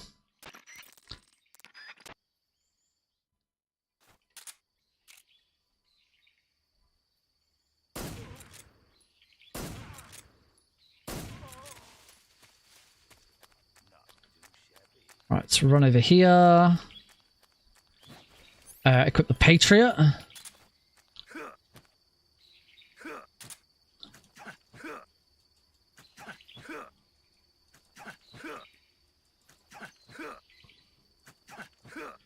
I'll now use the...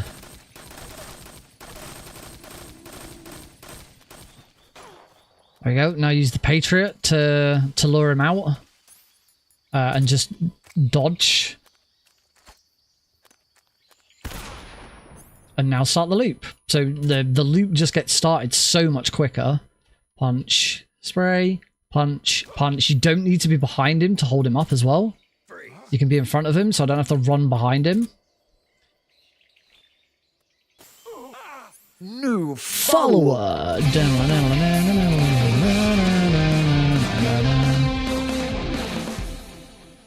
And then we just immediately spray him. We don't throw a stun grenade, smoke grenade at him and do that. We immediately do this, get to here. Punch, punch, smoke. It's going to set him down. Try and just get there. He's getting away, so I'm just going to follow him. And fight done. It's a little bit slower. Oh, a little bit slower because I didn't manage to a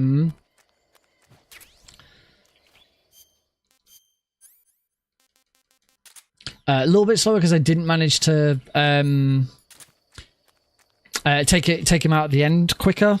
You gotta get right up behind him so that you can hit him with that sig spray. But it's fine to just follow him.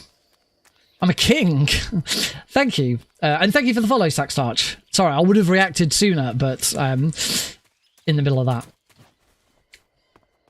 But yeah, that's just, let's say if you get that right with the very final bit and you manage to hit him with the cigar spray correctly, that's an 8-second time save over what I was doing before. 2 less smoke grenades. You don't use any smoke grenades now for that. You used to use 2 smoke grenades. Now you don't use any. You still use 2 stun grenades. And you still use... I use a little bit more cigar spray ammo, but that's fine. That's not a problem. But yeah, saving those smoke grenades means we don't have to get smoke grenades later for the Rykov grab, which is a nice one. I think that's it. So yeah, I'm really pleased with that new strat. And it turns out in the end, there aren't that many new strats that I'm using in this run. It is just Warehouse, the End, and the Fear. I'm just still not sure what I'm going to do about the Fear in All Kerotan yet. Or exactly what I'm going to do about the End in All Keratans, because we don't have the Patriot. Also, I don't know. I haven't checked yet whether this save file... Volume up, please.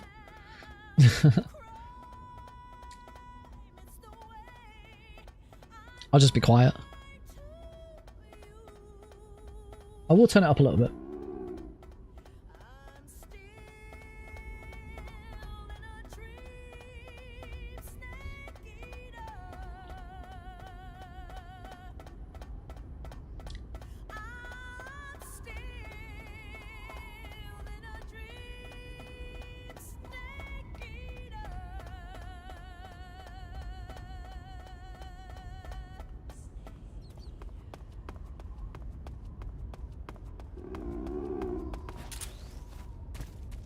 Because with all...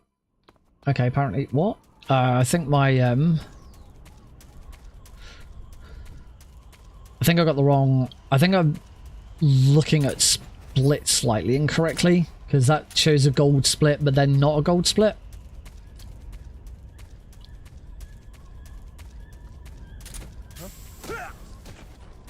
I think I'm getting spotted here. Yeah, I didn't actually take the guard out with the cigar spray.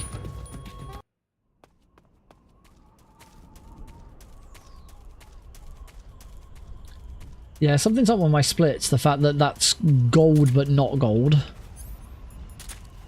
How can it be gold and not gold at the same time?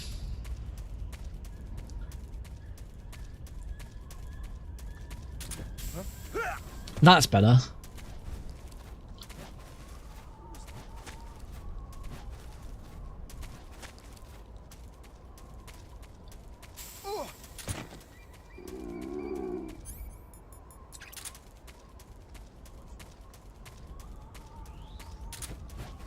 Okay, cool. Two attempts, but I got there in the end. Yeah, I at one point did start looking at different methods. For dealing with Mountains 1, because that first guard just was constantly throwing me. But I eventually figured it out.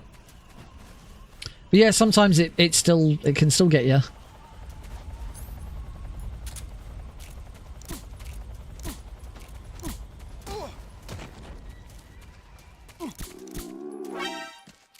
Okay, that method doesn't work if that guard is walking towards you.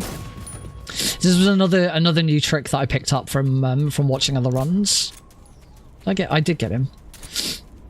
Where you can just shoot this guard continuously, but if he's moving forwards, it doesn't work.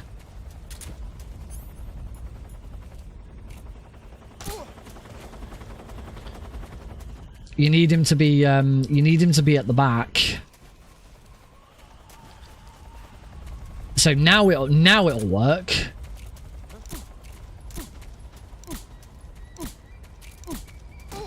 There we go.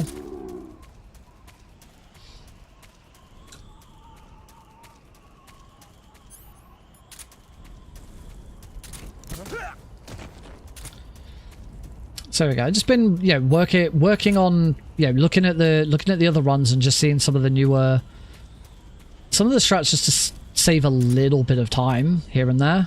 HQ, please respond. This is HQ. Patrol here. It appears to be an infil... I'm sorry, what? Infil what? Been infil what? Support unit, confirm their status. You can see that guard has to say... Okay.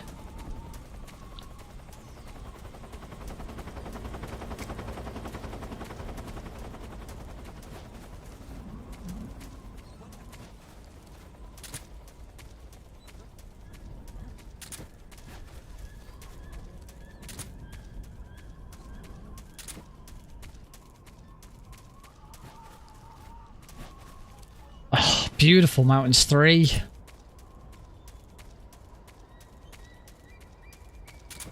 Yeah, no more derpy shooting loads of people. No more really derpy shooting people in weird positions and stuff like that. One thing I should probably do, now that I have the opportunity, is learn Lethal Fury, because in an 80% run, I can absolutely do Lethal Fury. I can't do it in Any and All Kerotan's run, because again, don't have the Patriot.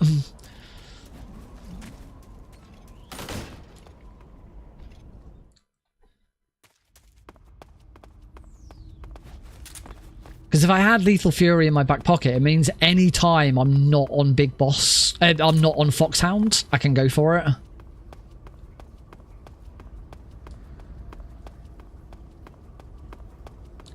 But I can't remember off the top of my head exactly how it works. So we're not going to for now. We'll do You ready for this? standard. Eat! My blade suit is ripped.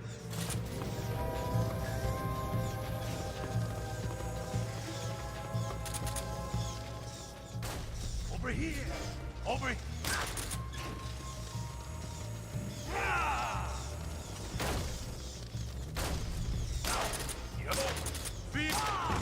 Damn it! Oh, beautiful.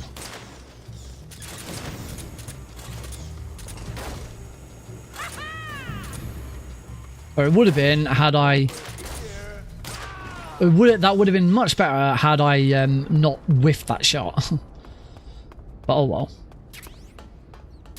So first try Fury is always best Fury.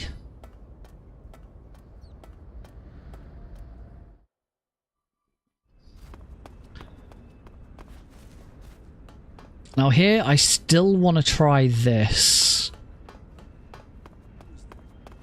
There we go. Yeah, as long as you're getting the rolls in. You just completely avoid that guard. You don't have to worry about doing anything stupid.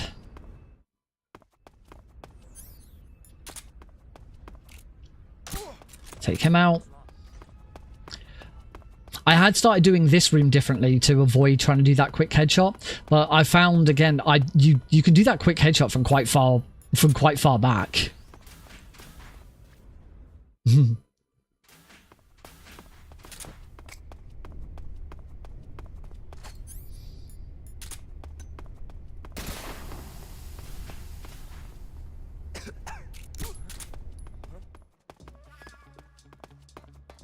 Yep. There we go. Again, there are things you can do to make Rykov move a bit further over, but the amount of times I mess this up, I'd rather just be consistent with this version. I'd much rather just do that every time than completely screw it up doing anything else.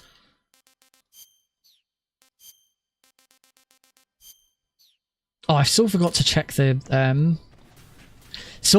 my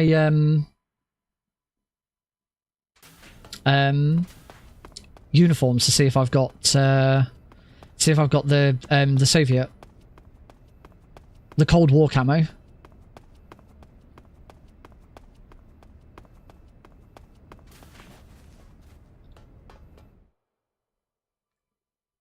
Maybe I didn't do box glide in there, and I apparently lost 5 seconds. So maybe box glide is that much faster. I was always under the impression it doesn't actually save that much time. It's just cool to do. All right. So as always, I will mute the torture audio.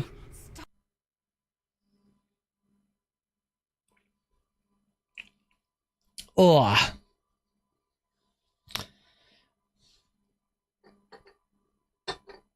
I could really do with a drink. I think this is 2 minutes. I think I've got time.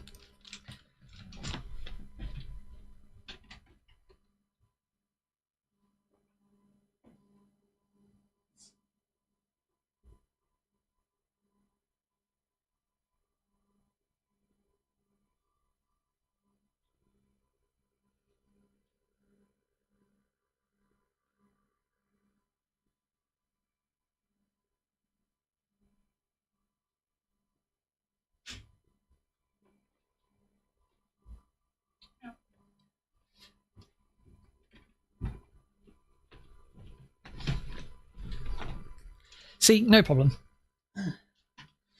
No sweat.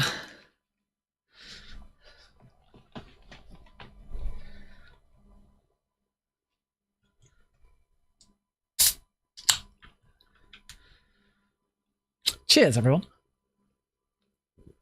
To live UK speedrunning.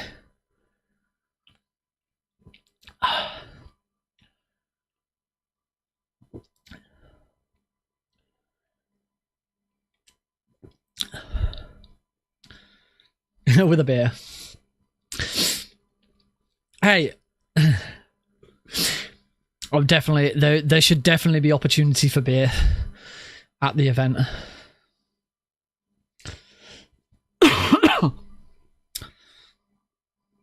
But start saving some money for it. It's gonna be still good. It's still not gonna be a cheap weekend. Still gonna need a hotel. I'm not sure whether the event in London, But even you. the one in London that I'm going to be volunteering at, don't know yet whether I'll get a hotel for that or whether I'll just try and go there and back. Because I don't live that far away from Hammersmith. All right, cure. Pull out. 1, 2, 3, 4, 5, 6, 7, 8, 9, 10. What's wrong? Are you okay? Oh, did you throw up? Launch.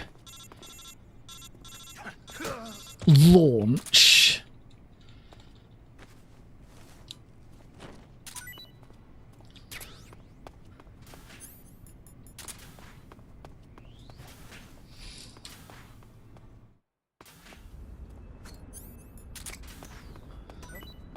What's that sound? Ooh, baby, what's that sound? Who's that? Oh, those guards. They're so silly.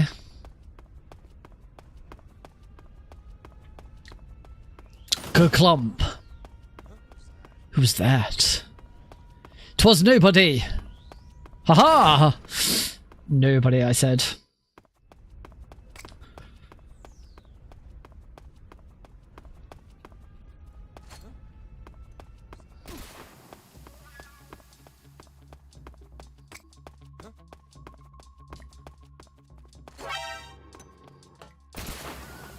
What the hell? Yes, must be. Must absolutely be lurking nearby.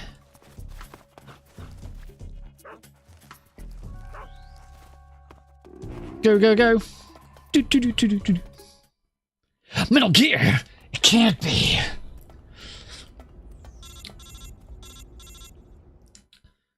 How do you know about Metal Gear?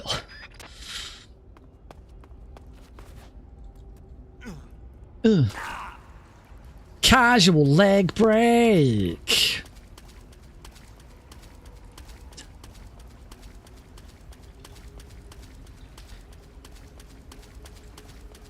Huh. Oh, dang it.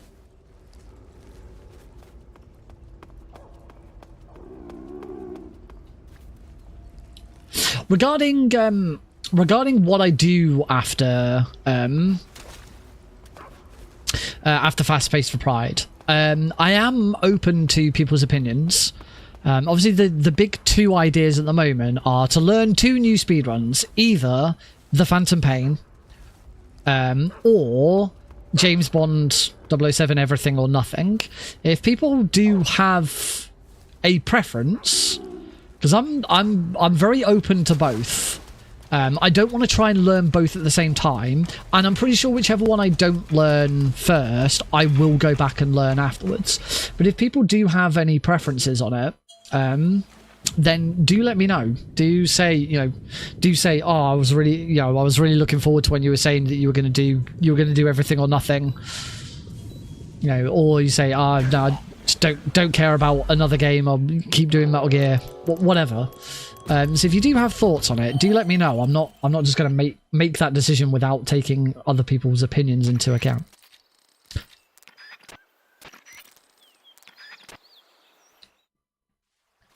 But it will be the first time in a very long time that I've learned a new Metal Gear. I'm not counting Delta, because Delta's not new, not really.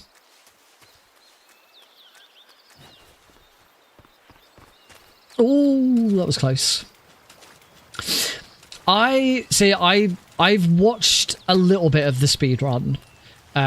It's mostly that I really enjoy the engine. Like, I love Ground Zeroes. I love the Ground Zero speedrun. And eventually, this is always all been gearing up towards me being able to do the anthology. So there's a multiple Metal Gear run called the Metal Gear Solid Anthology, which is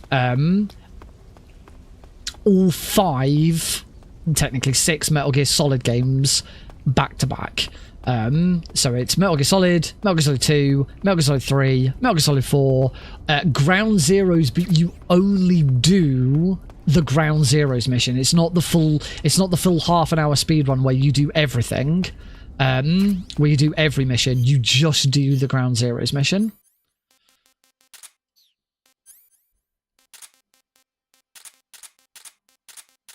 I'll get given, I need that and that. Put the Patriot away. I need those. I don't need those. I do need that. There we go.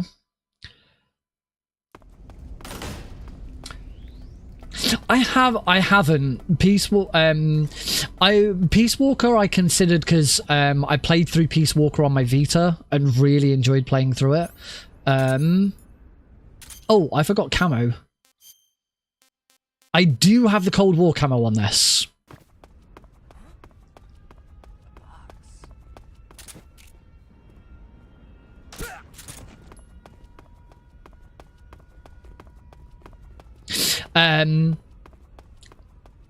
So yeah, I considered Peace Walker after I'd finished that playthrough. I've also in the past considered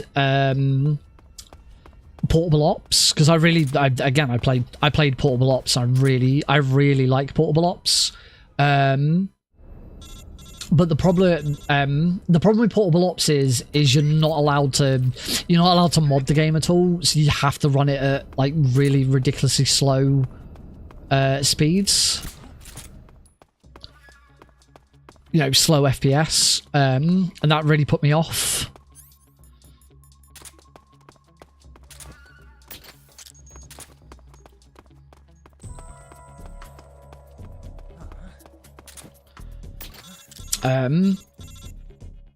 Peace Walker wouldn't be the same because there's two versions of the Peace Walker speedrun. There's the HD edition, and then of course there is the original PSP version. I think it will surprise no one to know that the original PSP version has almost no speedruns on it. Nobody runs the PSP version. Everybody runs the HD edition. Right, let's hope I can get this right, because I completely screwed this up.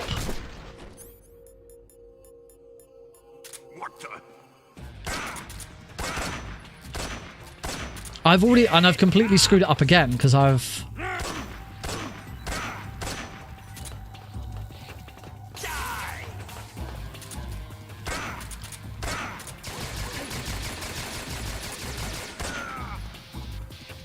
I keep forgetting exactly what I'm supposed to do there.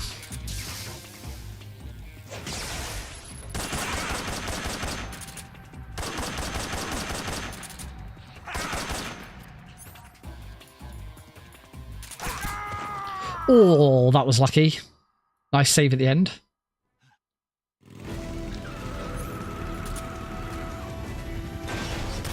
Right, I'm gonna have to turn my headset down because this is going to be way too loud for me. There they are. They're over here.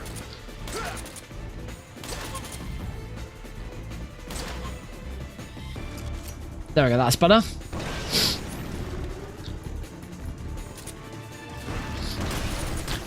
I know with the Phantom Pain speedrunning, as much as possible is done to try and cut out menuing. There's a lot of skips and stuff like. There's the main one is a chopper skip.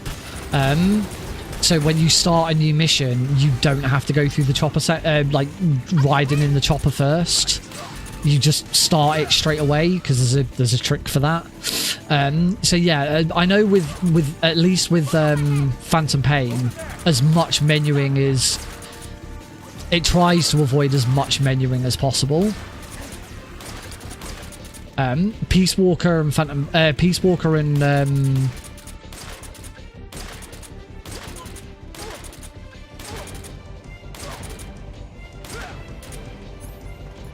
Peace Walker and Portable Ops, you don't really have a lot of choice. Yes, that's the other advantage of Phantom Pain. There's a lot of glitches and stuff going on, which I really enjoy in a speedrun. I much prefer doing speedruns where you've got glitches and fun stuff to do like that. Because like my playing through Phantom Pain again on my Xbox, I wouldn't say I'm 100%ing it, but I am, you know, I'm doing loads. I'm doing all the side ops and all of that. And yeah, I'm on like 17 hours already or something like that, and I've only just reached Africa. Because that game is huge. So I know the speedrun does do a lot to try and cut that out. Don't let them get away. Yeah, as I say, I'm you know, this is all eventually gearing up to do an anthology run. One day.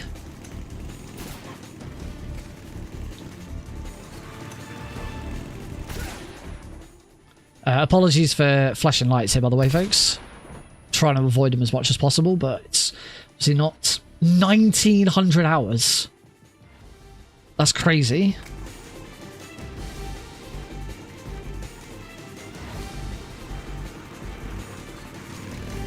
Should be fine.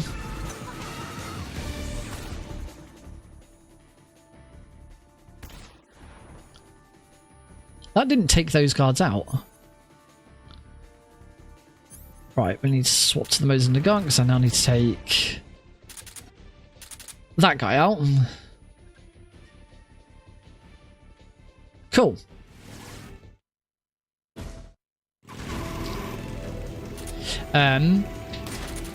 Yeah, with the anthology, I've only got 2 games to go. I need to learn Phantom Pain. I need to learn the rest of 4. I did learn. I've learned Shadow Moses for 4 because I am the world record holder of the Shadow Moses trilogy speedrun. I am, of course, world record holder by default. I'm the only person who's ever done the speedrun. As that's running Metal Gear Solid 1, Twin Snakes, and then Chapter 4 of MGS4 back to back.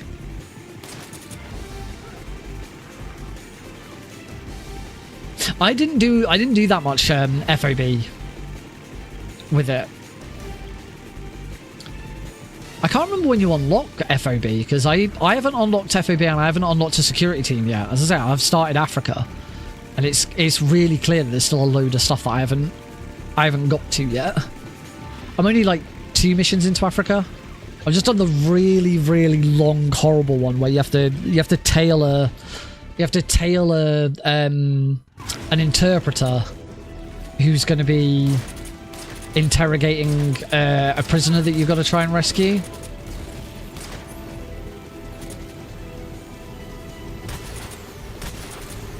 I'm looking forward to learning the speedrun for that one because presumably you just go to where the prisoner is. You don't have to tail anyone. You don't have to try and work out where they are.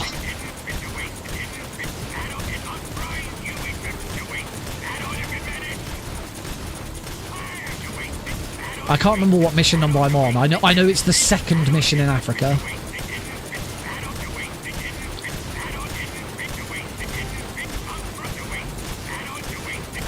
Because the very first mission is where you blow up the oil refinery, and then you have this one. You have that one to. Sorry, I'm just trying to concentrate on button pressing.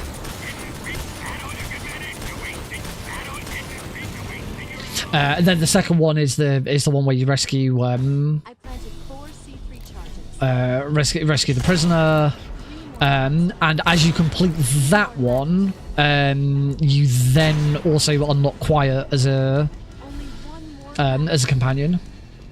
Keep your aim steady. Keep your aim steady. Assuming you defeated Quiet. Keep your aim steady. It's here.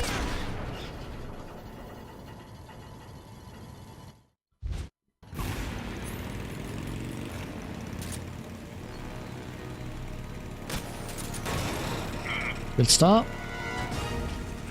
Right, I'm not going to do the first shot here. I'm going to wait for the...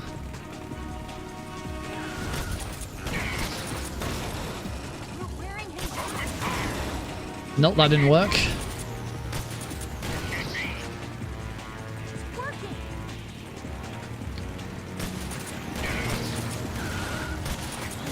Well, I just can't get the loop.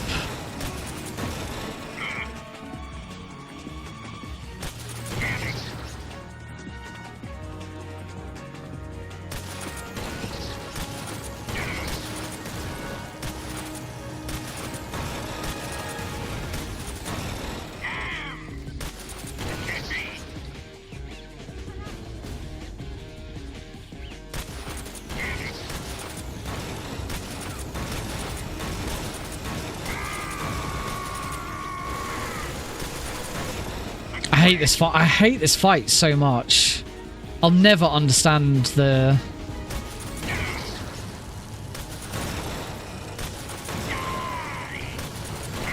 I'll never understand how that fight works.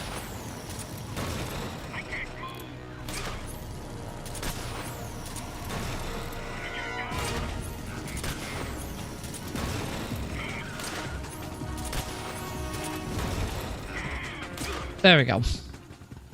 It is one of the best things that got fixed in Delta. That fight is completely fixed in Delta. Well, at least on very easy. I don't actually. I've only to this.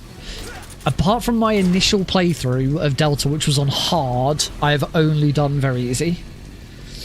It wasn't too bad. It could have been better. Could have been worse. Time. Well, we definitely got time for another run. It's whether I do a Kerotan run next. I might do a Kerotan run next.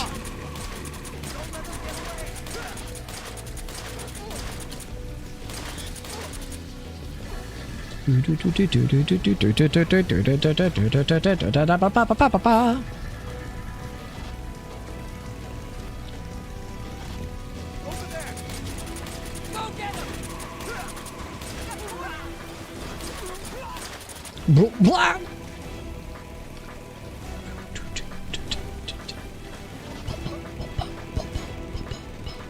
I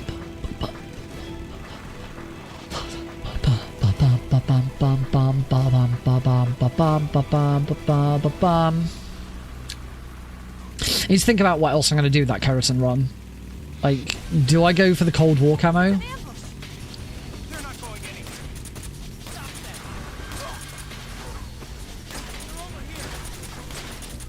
Thing is, I came up with a handy method for doing this.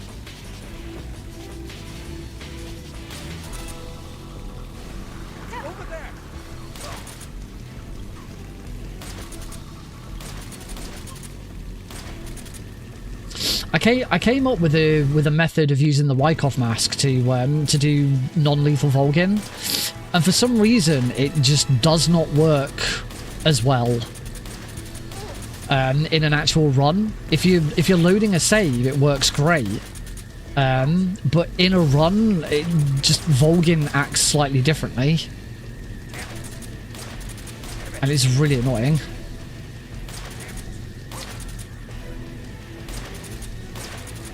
Gotcha. Whoa, what are you shooting at me for?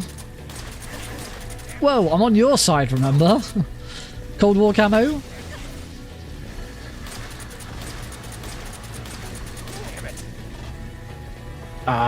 This guy sucks. Screw you. Get out of my face.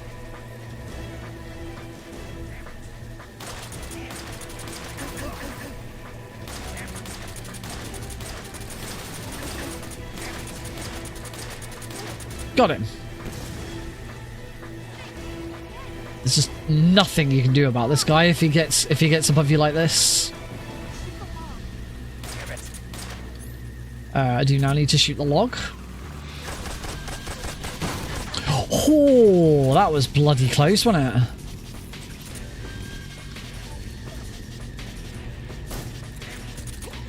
Oh, I did get him.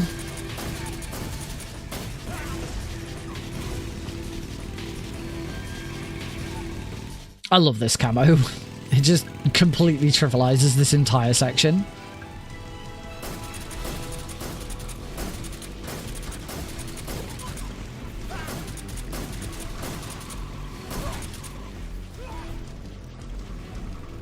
Dun, dun.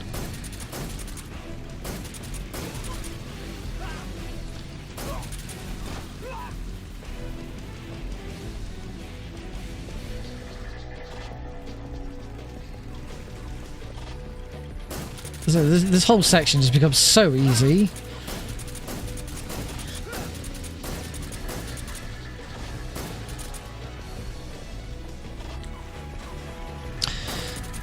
I do still have more stuff that I want to do with this game in the future. And every time I say, oh yeah, I need to take a break from Metal Gear Solid 3, I keep coming back to it. But it's been a while since I've done a different category for MGS3. For the longest time, I've almost exclusively done European Extreme, Any Percent, and All Kerotans. Occasionally, I've done very easy, but more often than not, it's European Extreme now.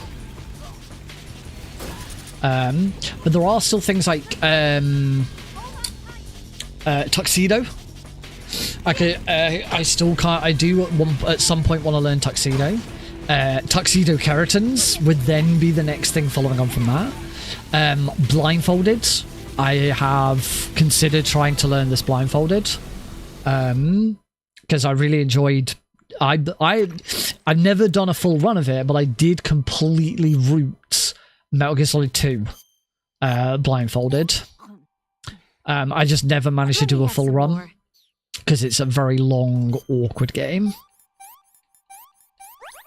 I'm not getting the European Extreme world record. That's never happening. I mean, all Kerotans, yes, because I already have it. But I don't see me getting the 80% world record anytime soon.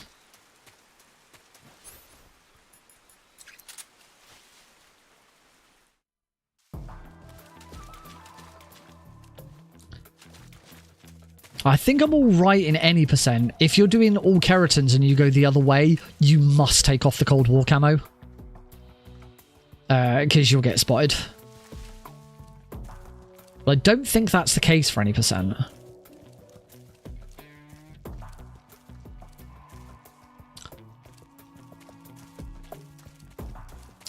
Yeah, as I say, I would at some point, I like to give, you never know. I would at some point like to give, at least give Blindfolded a go. From my understanding of what other people have attempted, Virtuous Mission has been done blindfolded, and all bosses has been done blindfolded. But I think that was very. It probably goes without saying, it'd be very easy. There's no way. Well, I mean, if I got really good at blindfolded very easy, then yeah, maybe I'd have a look at European Extreme. Probably not. Probably just be very easy.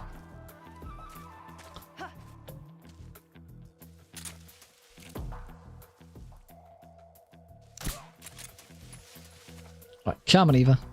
Yeah, I don't see any reason why you need to take the Cold War camo off.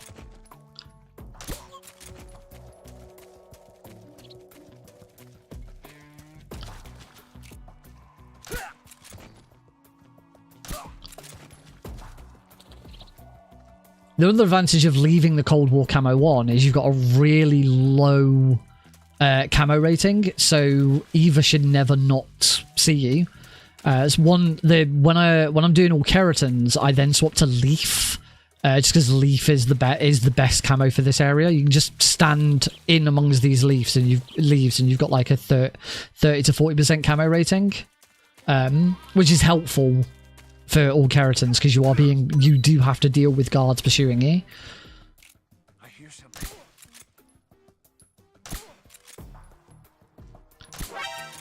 Ah.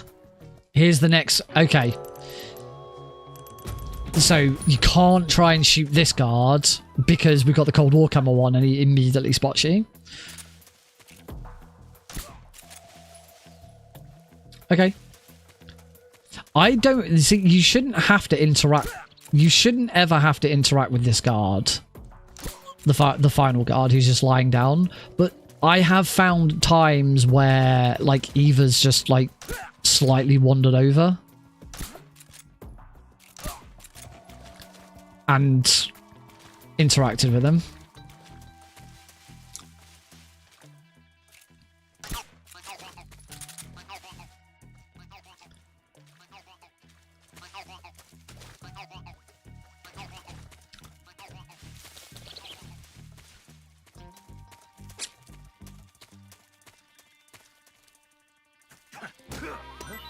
So yeah, I say, I hear something. I'd like to try and root blindfolded. Okay, this time we're gonna leave that guard alone.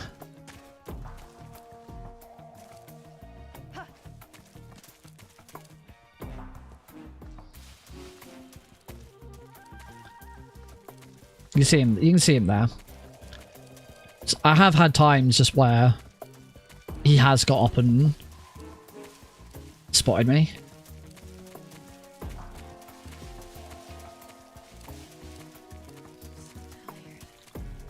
I did say one thing I do want to do whilst I'm practicing at the moment is do a console run. Unfortunately, that's not going to be tonight because my Xbox is still in the bedroom.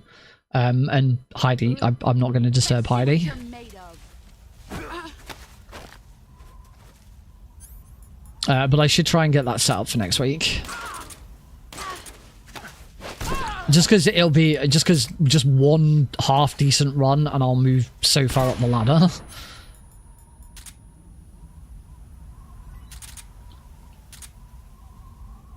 Calista Rain did the same thing recently with PC because they primarily run. I think they run on PS5.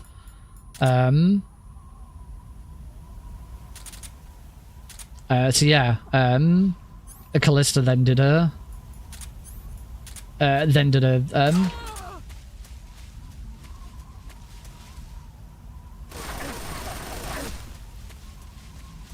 a run on PS5 and then did a PC run and instantly like jumped up the board.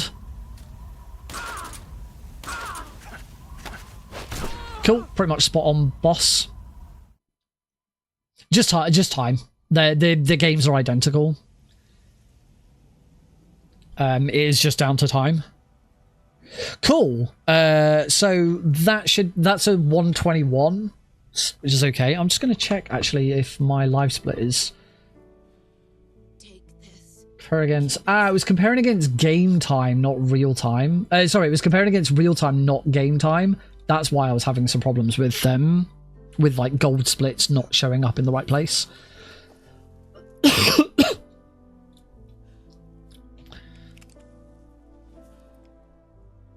Patriot. Why are you giving me this? Jack. Or should I say, Snake. You're a wonderful. We won't go through the credits. Kill me. Do it. What I'll do is I will quit to main menu at the last possible opportunity before the credits. All right, then we'll take a short break, and then when I come back, I'll let people vote on it. Just in chat, just let me know. I think I'm going to do a Kerotan run, but if people would rather I just do another any % run, just let me know. I'm not too fussed. I've got to practice both, so it doesn't bother me either way. But if you have a preference, maybe you've never seen a Kerotan run, this is your last opportunity, by the way, to return to the title screen before the credits. All right, we'll go for a short break. Say shout out in the chat if you'd rather see Kerotans or any % again, and whatever you guys pick is what I'll do after the break. See you in a moment.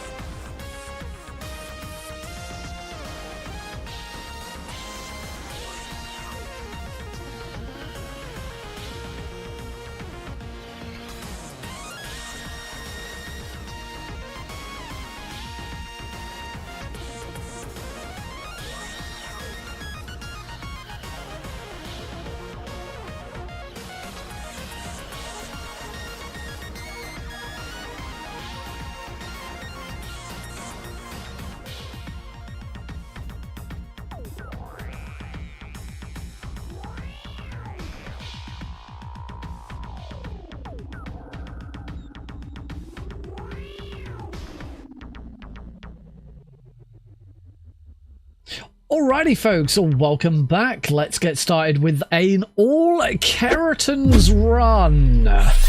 Yeah, let's do this. Alrighty, welcome back, folks. Right, all Kerotan's European Extreme, save splits. Here we giggity go. So things will be a little bit different in this run because we have to run all Kerotans on a new game. We are not allowed to run all Kerotans off New Game Plus because frogs carry over between saves, and you can get the Kerotan rank by not doing them all in one go. We say I like MGS3 so that we get the Orscam camo. European Extreme, and we're going to get started in 3, 2, 1, go! After the end of World War II, so here we go. This is all Kerotan frogs. So if the donation incentive gets met during Fast Pace for Pride, I will post like on Blue Sky and on Discord the moment that incentive goes live, so that people can get their donations in. Then this is the run we will be doing instead. I love all Kerotans. I'm kind of known as the Kerotan guy. I was the first person to root and run all Kerotans for Delta. Haven't done anything else with it because there is no category extensions board for Delta. In fact, nothing has happened with Delta. There was a huge big discussion about how the boards should change and what they should, what should happen with them, and nothing happened from it. That's it. I guess that's another reason why I haven't been that interested in Delta, because it's like the boards are like bad. And no effort is being made to do anything about it. No effort is being made to create category extensions. No effort is being made to fix the problems with the boards that people don't like. I.e., all bosses and glitchless are still two separate categories when they shouldn't be. They should just be one category. What do we do about extra items and shit like that? New Game Plus.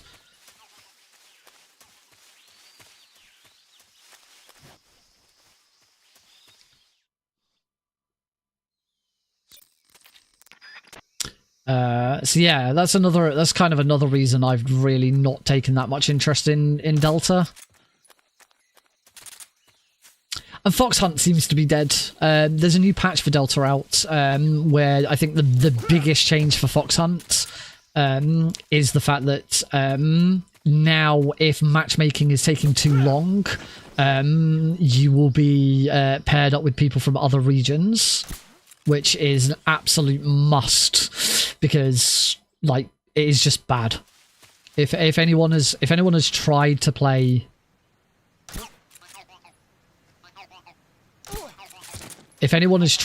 Fox Hunt lately, then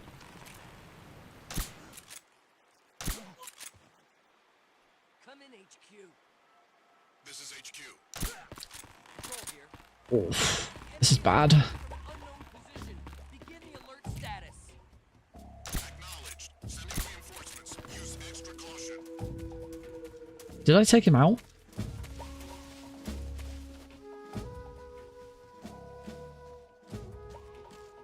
I think this is screwed. They're gonna spot me. Yeah, that was just a really bad room.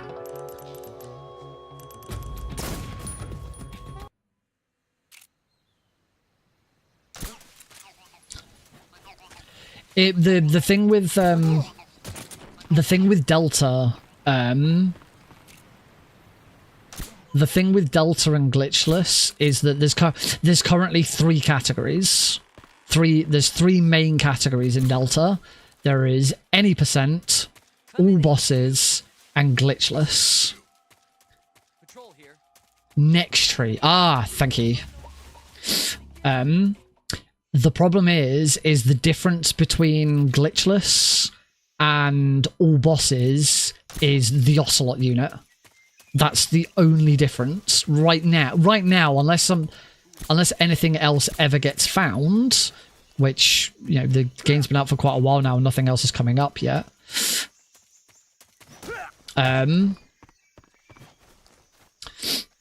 So at this point it's unlikely, but you know, obviously the game's got a whole life ahead of it yet. So I wouldn't count it out. But yeah, at the moment the only difference between glitchless and all bosses is in all bosses you skip the Ocelot fight. And in glitchless you don't.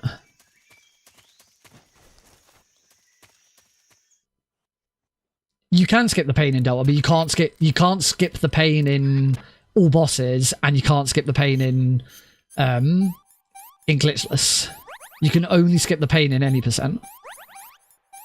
But for some reason, the community decided that the Ocelot unit does not count as a boss. And so as a result, it created an all bosses category where you can skip the Ocelot unit, just none of the other bosses. And I say that means that really the only difference between the two categories is skipping the Ocelot unit, which is just stupid. It is like such a minor difference between the two. Whereas if you just simply consider the Ocelot unit as a boss, which it is, it's a boss fight. If you just consider the Ocelot unit to be a boss, then the problem of splitting those categories goes away. You don't have to split those categories because all bosses already includes the Ocelot unit. So you have to fight the Ocelot unit in all bosses, you have to fight the Ocelot unit in glitchless, therefore they are the same category.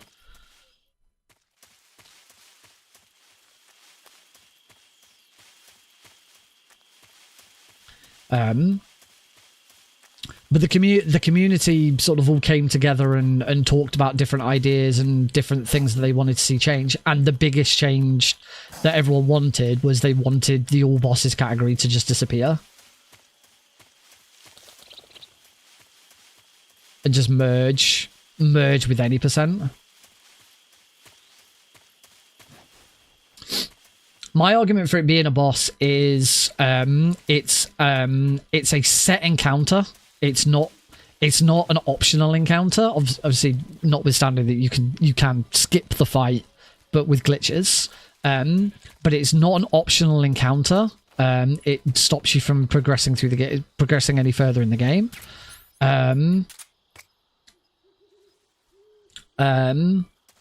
It's not a standard. It's not just a standard set of guards. It is a special set of guards. Oh, hang on. I've got more stuff to do. Right, camouflage, face, brown, uniform. Uniform doesn't change. Backpack, grenade, chaff grenades. I'm going to put the knife away. I don't need any items. There we go. But the biggest thing for me, for the Ocelot unit being counted as a boss fight, is the unit has a health bar. All right, it's not a bar, it's a number, but it's still a number that starts with a maximum number, and when you get that number down to 0, the boss is defeated.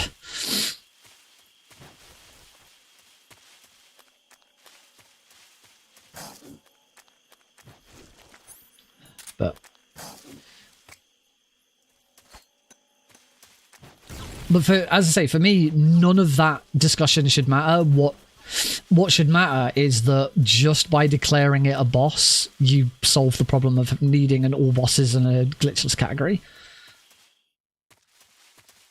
Whether you consider it to be a boss or not, just consider it a boss, and then that problem goes away. But, and as I say, the community has kind of decided, yes, that's what we should do. And the moderators have done nothing.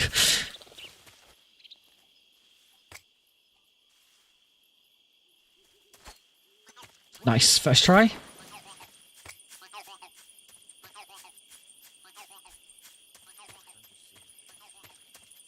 Hey, welcome back, Cosmic. And then, as I said, the other thing for me with Delta is I kind of want the category extensions to open up so that I can actually submit all Kerotans, all Geckos.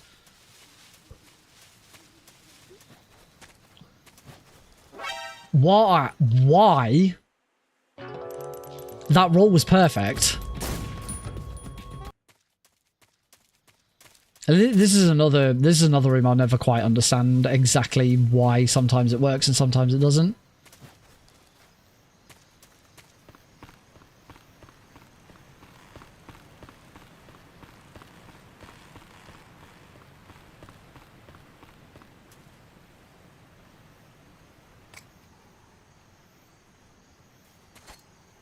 Nice.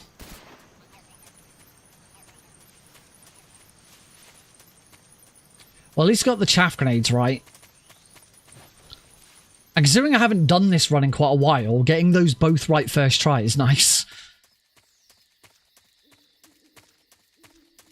Alright, once again, I'm gonna try the new Ocelot fight that I've been doing. Again, just to see if it does actually save me any time. I know sometimes I make that mistake.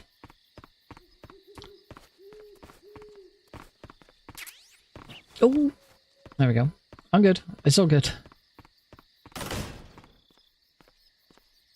Oh, I didn't. I forgot to grab the thermal goggles.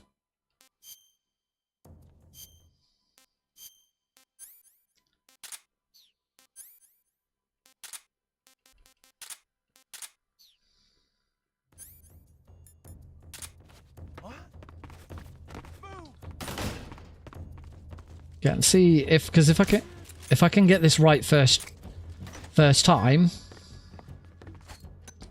then I can see how it compares against. Whoops. We're good.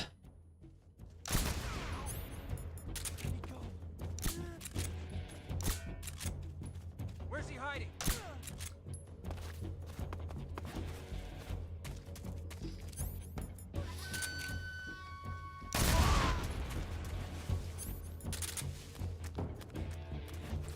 Cool, well that was first time. Okay, only 1.5 seconds behind, and obviously it could always be a little bit quicker.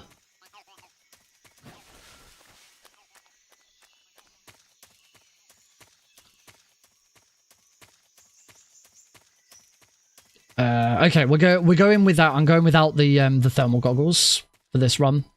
I didn't used to get the thermal goggles. It's only that the thermal goggles started to become a necessity. But yeah, that was a good. Considering I only started learning that strat recently, quite pleased with how much better that's going.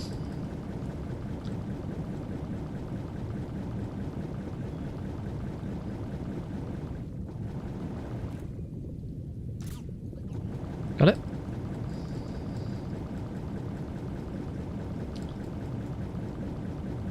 This was another route change I made, rather than doing the whole cut across.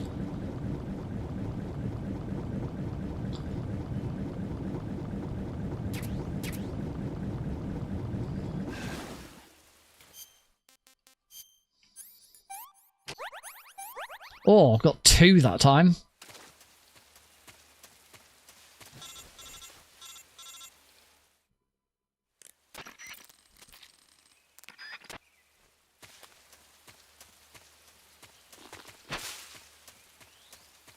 I think if anything else, it's just cool to see a different. It's just cool to see a different version of the Ocelot fight. You know, I've been showing off that the original strat for so long.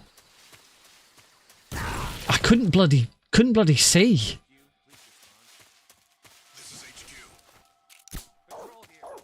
If I recall correctly, you can get away with this caution. Acknowledged. Sending reinforcements. Use extra caution.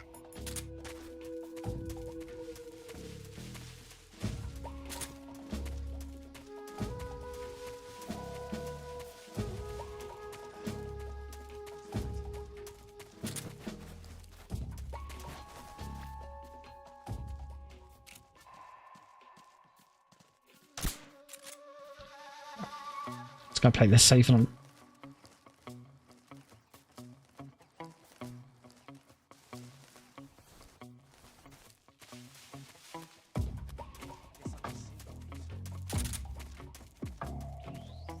so you can still get through there with a caution. No sweat. I think you probably... What's that? It's the enemy. And this is the problem you got now, is this room. Yeah, this room is completely screwed. Completely screwed if you're on a caution.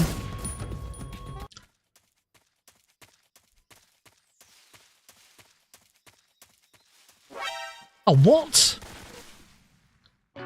Okay. That's just me not being a bit too far over.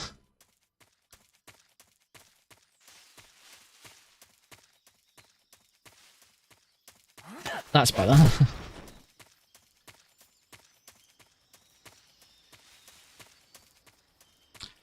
Then... Oh! Didn't roll correctly.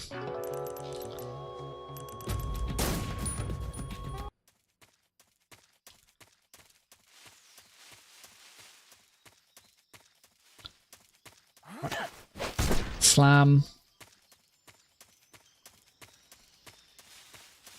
Let's try this again, shall we?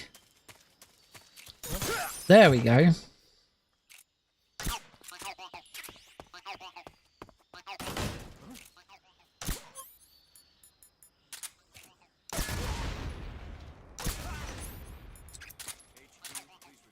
Cool.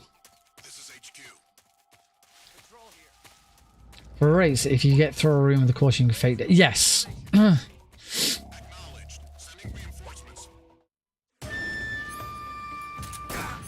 Right, concentrate on this fight.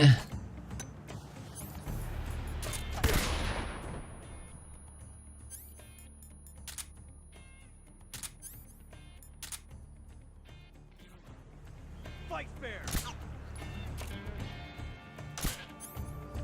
Damn. Come on. Oh! You won't get away. God damn it, Ocelot.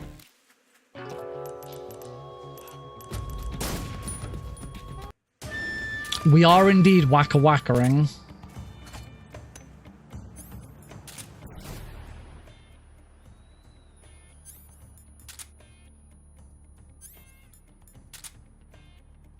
Yeah, maybe I should always make sure that it's old timey-wimey, Nick.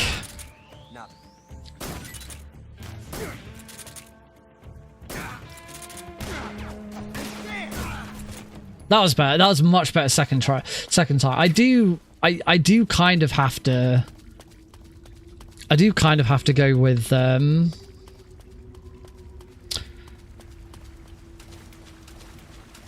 shooting the frog on the first one. It's just very, very tight.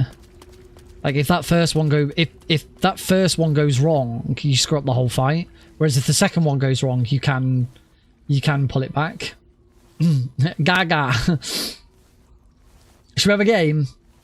Should we have a game of Kerotan or Gaga? As we're in the cave and it's really long and there's not much going on in here.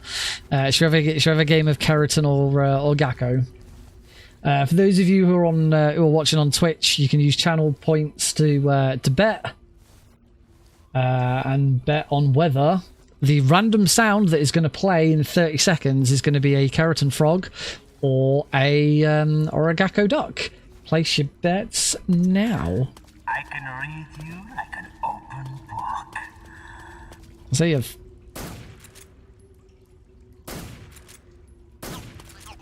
have 30 seconds to get your predictions in, bet your channel points, and say as soon as it closes, my stream deck will randomly play one of the two.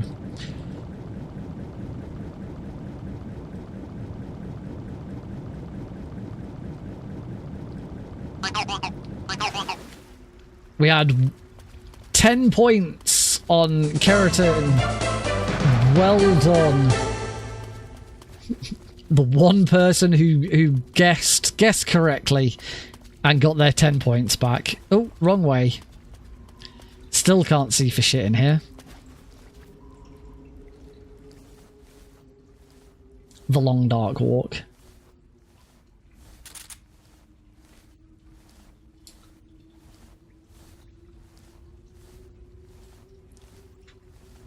I tried changing my screen. Like 3 is my super light one.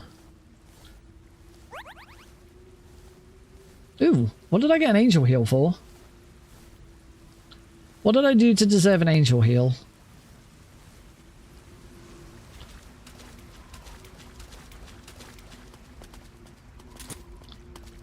Right, I do need to grab some ammo.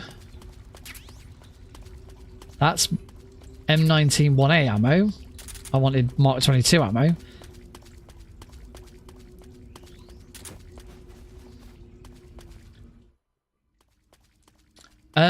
I've not tried the torch strap for the boss, mainly because my boss fight is fine.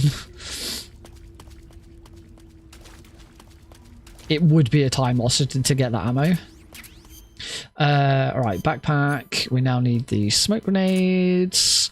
And this is also the time where I change the animals' camo. Let's not forget to shoot the Kerotan. Got it? And I missed the, oh, never mind.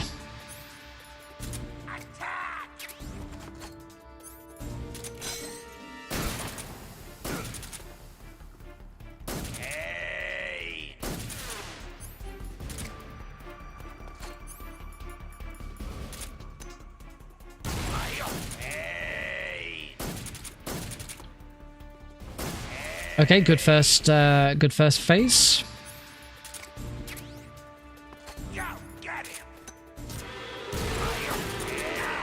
Sorry, what? No. No. What? Sorry, what? So there is a bug in the game. This bug has always been in this version of the game where, where as long as you are in first person, you cannot get hit by the end's bullet bees.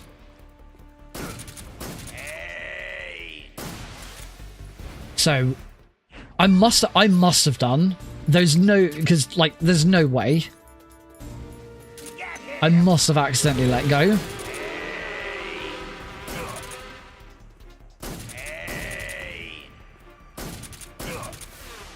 Ugh. Can't get that perfect phase 2.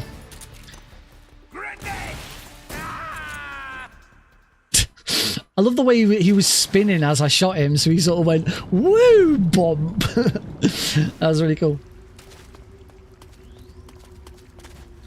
A torch strap for the Fury. Torch strap for the Fury.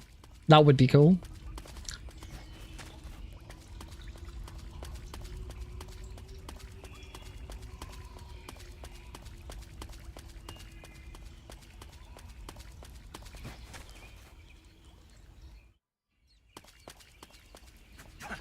Okay, what we're gonna do here is we're gonna grab the fruit for safety against the end. I used to just eat this fruit every time, but that was before I started. That was before I started using the animal's camo and the brown face paint. But considering I haven't picked up the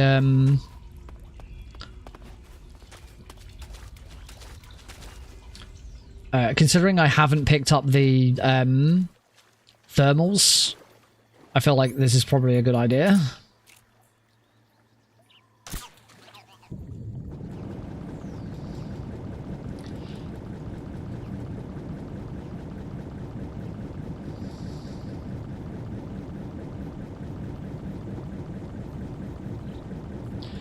So we've got the brown face paint, so we can just keep on swimming, We don't have to worry about coming up for air. And then we're going to take our next deviation. Going to wait for that spotlight to go. And now we're going to head into this room. A room you wouldn't normally see in a speedrun.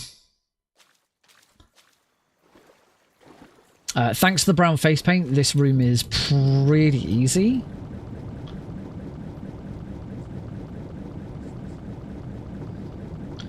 As long as we stay, as we go over this little crest here, we just got to make sure we absolutely hug the floor.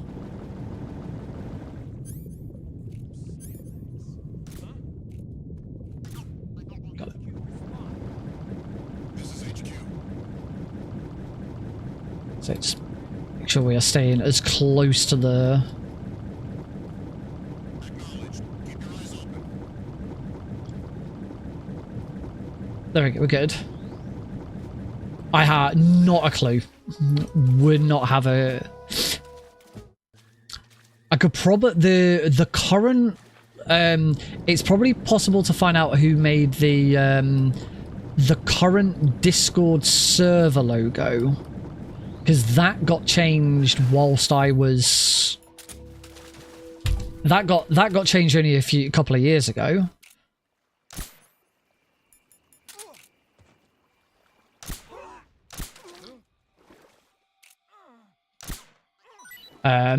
But the original MGSR logo, the one which is, you know, full body snake with MGSR written next to him, I have no idea who designed that.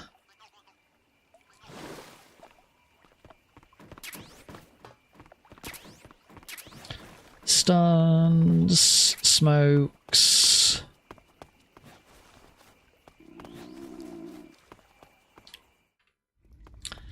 Alright, into the warehouse. Obviously, we have our newer strat for this. Still requires that to go well. What happened? What's wrong? Intruder. Oh, it's so much better.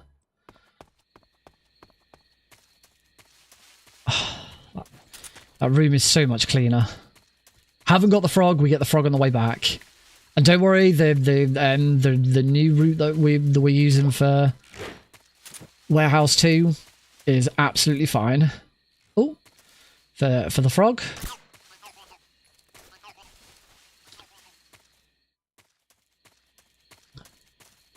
I need to swap back to the Mark 22. So I think I can still do the newer... I think I can still do the newer version of the end because I've got plenty of Mark 22 ammo.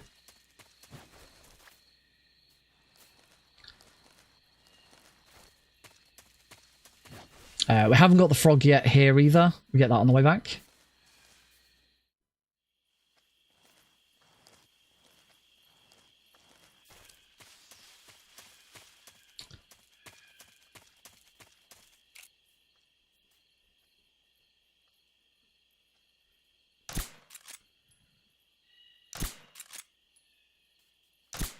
There we go, got it. Right, equip the scientist camo and also remove the face paint. You can't wear the face paint. Running away, huh? And then get spotted by everyone. Hey, stop! Come on back. Oh, he said something different. All right.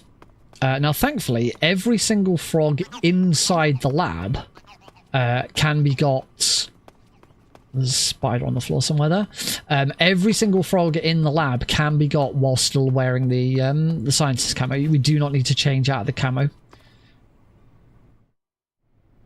Wasn't always realised. I used to change camo here.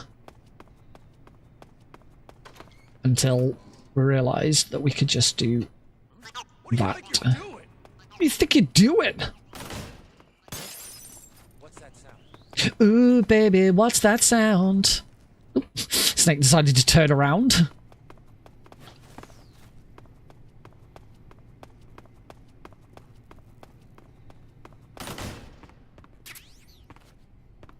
Which way do I I usually go for the Kerotan on the way back. Hey, it's Eli. He's getting bigger. So bump. Ah! Change camera.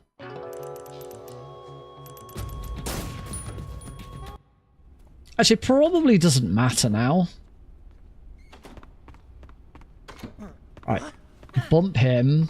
Grab that. That's what I was trying to do.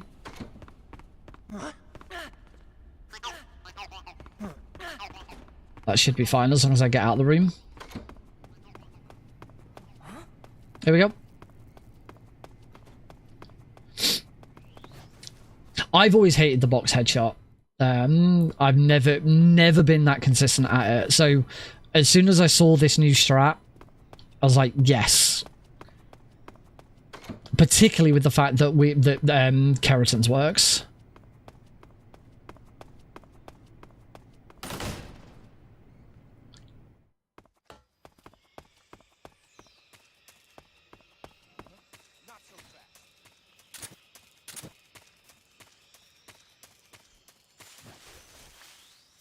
Alright, then from here, we put the animals camo back on, and we want to equip the cigar gas spray.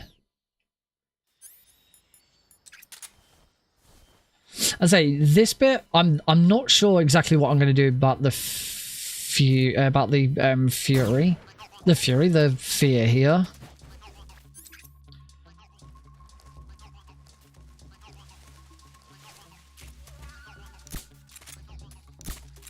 Because I don't have the Patriot, so I don't know if you can still do the fight. No, I'm going to, for all Kerotans, I'm just going to stick with the original.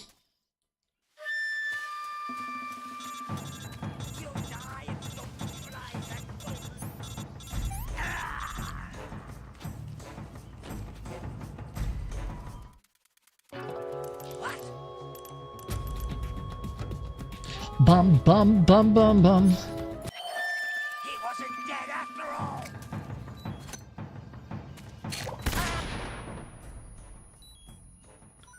Yep.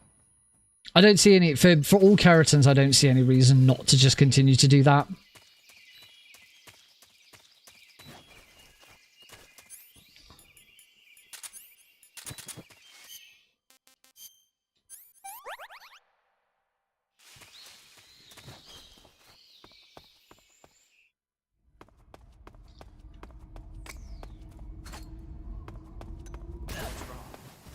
Good. Whoops. Hopefully that doesn't... Nope, that does cause a problem. That's now too slow. Still can't do this bloody room.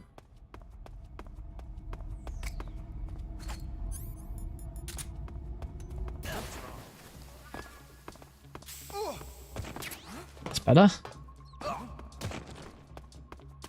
And here...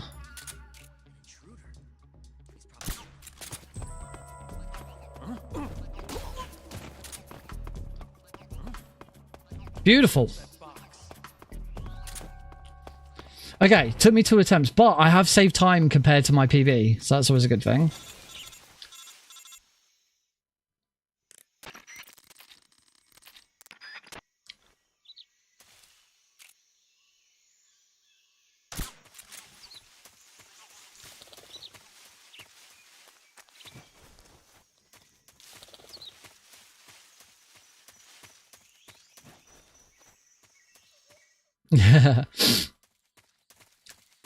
So I've never liked the box headshot. It's really finicky. Right, I've got 15 ammo, so I think I'm going to be fine to do...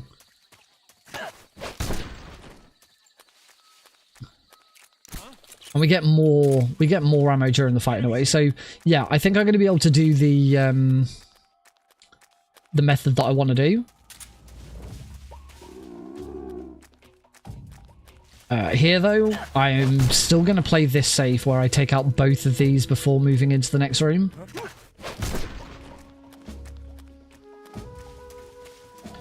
Because obviously we've still got this to do. Precise run enders. I got a gold split.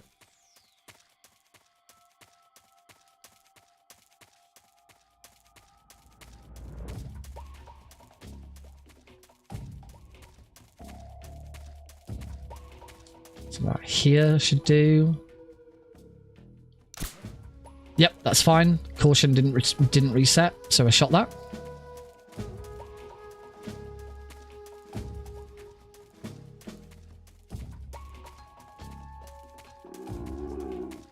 A big question. One thing that I should probably do now, in fact, I'm going to do it, is I'm now going to eat that. There we go. I'm going to eat that now because if I mess up the first, if I mess up the roll, here, then and I get shot by the end, there's a very good chance the run ends. So for safety, whilst I'm still getting used to this.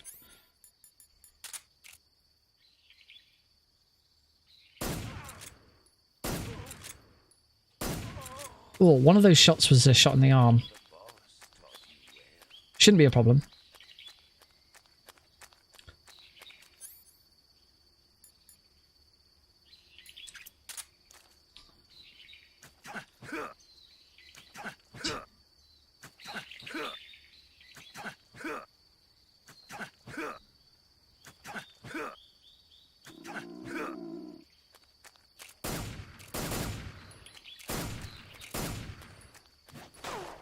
Cool.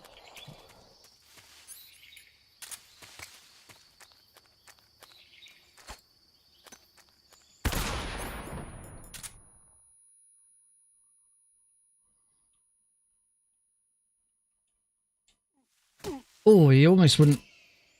I've got a present for you.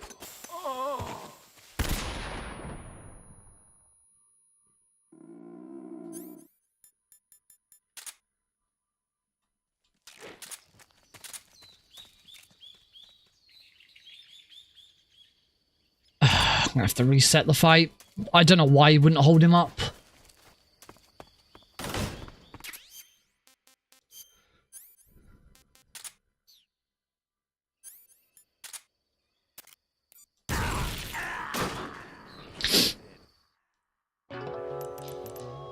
I hate it when he doesn't hold him up.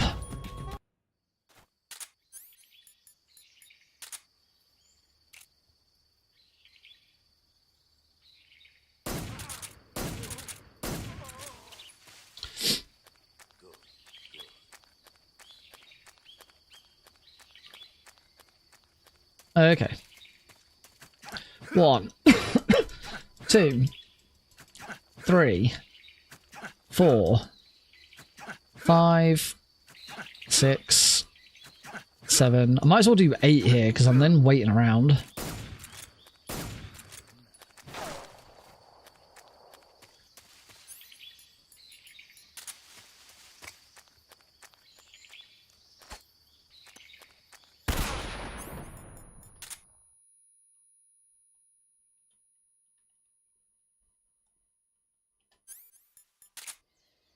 There we go. See, worked fine that time.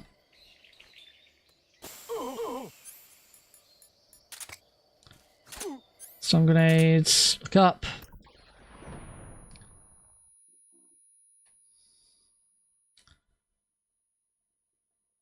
See, second time. No problem.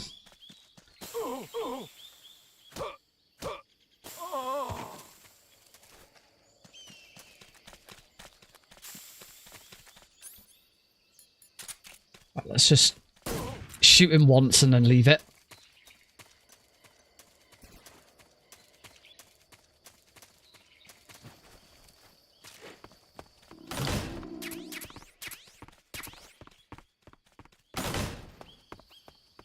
The thing is, I'm not sure which way he's run.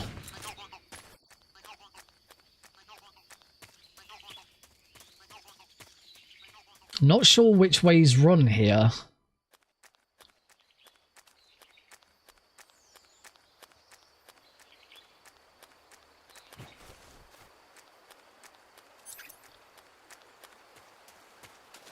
So I don't know exactly if this is going to work.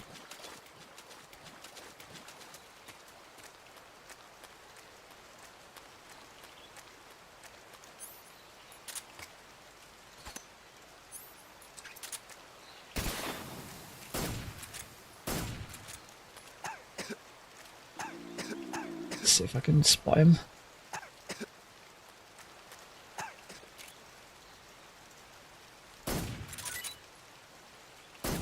Got him. We're all good. Phew. Always a little scary, that. Particularly as I have had one marathon run where I died and had to and went back. Let's equip. Equip the cigar and the box. Okay. But it's that moment trying to shoot the end on that hilltop is why I've started getting the thermal goggles. But certainly getting a bit of food was a good idea. Oh yeah, I don't swap to the cigar gas spray yet because we've still got to shoot that. Now I can swap to the cigar gas spray. Oh, right, I'm going to let you enjoy some tunes.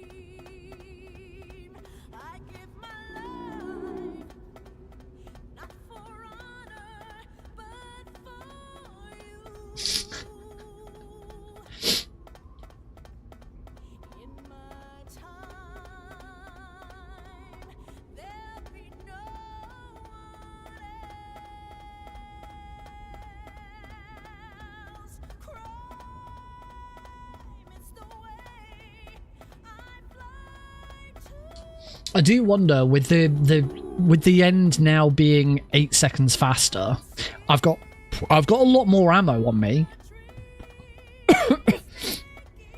There isn't really the necessity, the need to go and get that ammo. The only thing is I still got to get the Kerotan in the first room. There's no good opportunity to do that. Oh. Gentlemen. Because you see, ladies and gentlemen, what we could do is we could just continue to just take out the end straight away and then backtrack. Because, ladies and gentlemen, now that it saves an extra 8 seconds with this newer strat, that cuts out that means that the backtrack time isn't as affected, and it might be quicker to just do it that way, ladies and gentlemen. Nope, I'm What's wrong? HQ respond. This is HQ. Patrol here.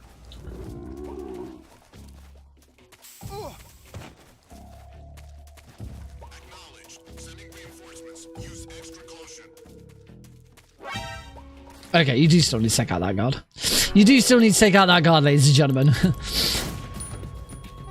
But apparently, if you get spotted there, you can just lie down. All right, let's do it right this time. Again, another example of that first guard just not getting hit with the cigar gas spray.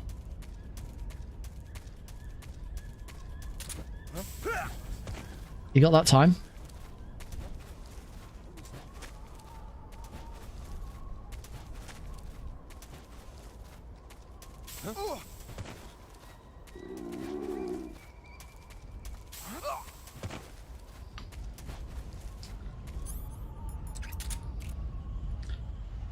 But I used to have Kerotan runs where I get to this point and I'd be on like one ammo left, no suppressor left.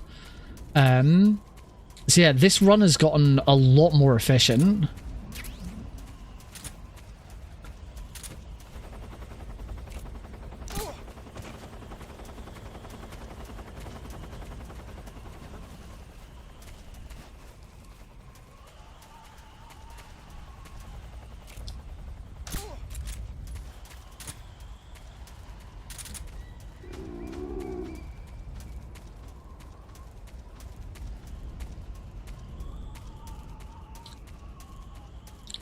It's like normally I'd CQC slam that guard, but I've got loads of ammo. I've got suppressors up the wazoo.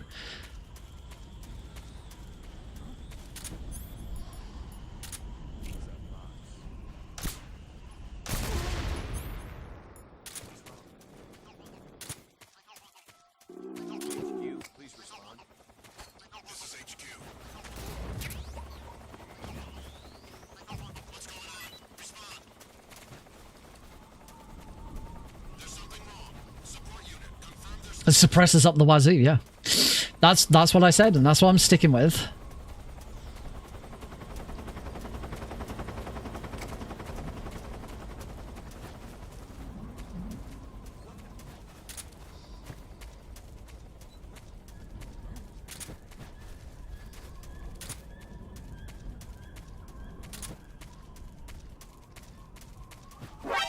Ah, that was too fast.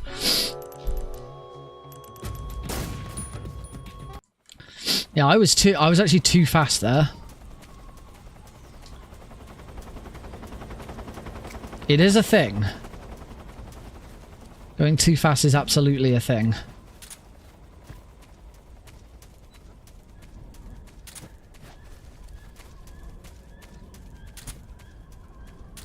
That should be better. Because you want that guard to go, there we go, that way first. Cool. Second try. At least I know where I went wrong that first try. Oh. And then open the door slowly.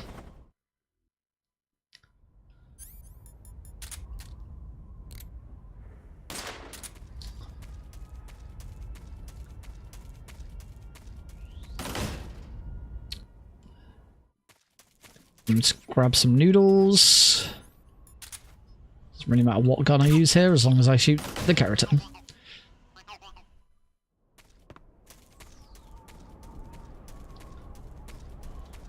And roll. And roll. Drop. And then just before we drop here, shoot the frog. And in. Cool. We are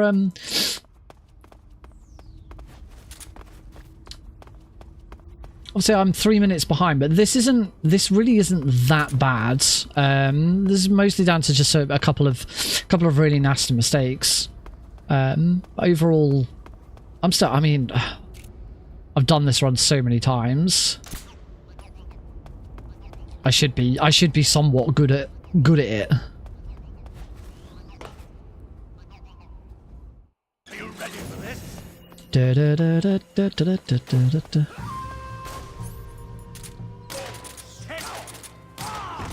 My suit's been ripped.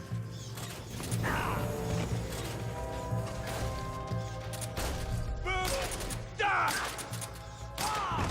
Not bad. Oh, and he's phone away.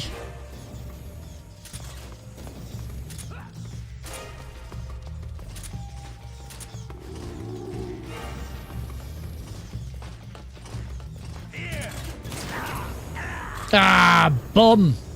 It's bad RNG. He decided to fly away. I just needed to be a bit more careful with how I dealt with it. Oh well. As we're now in. My suit's been ripped. Oh, I fucking shot the tank instead of him.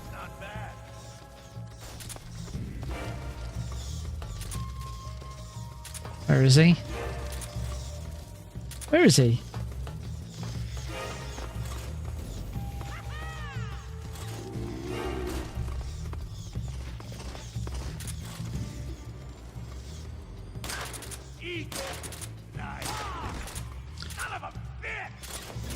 Yeah, just Fury doing Fury things. Oh, I hate it when he does that bloody over. Oh god, he's right behind me.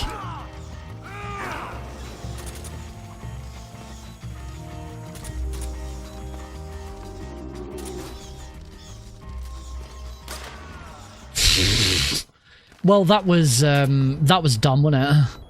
Look at my health. Look at my precious, precious health.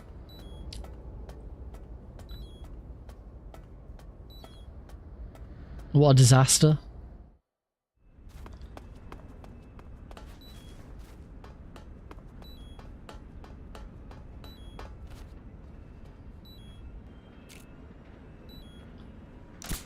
Yep, saw it bounce. And then from here... take him out. Oh, what? Say what? I shot him too early. Come in, HQ. Right, that should now cancel my caution. As long as I get out of this room quickly, I'm fine. There's something wrong. Support unit, confirm their status. Volker's gonna blow on me, I'm gonna die. Ah, Snake, you took out the Fury, you took out all of the bosses, but then you were incapacitated by a gentle breeze.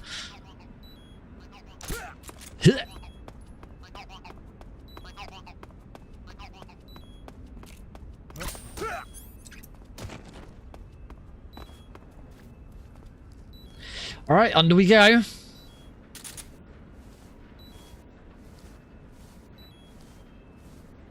Volgan would enjoy that. He's a sadist. He likes blowing on people. Or he just likes blowing people.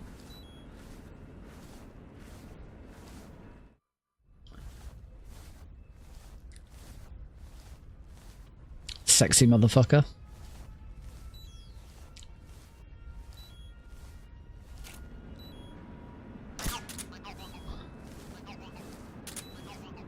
The gentle breeze of a madman surrounded in spies. Something poetic about it.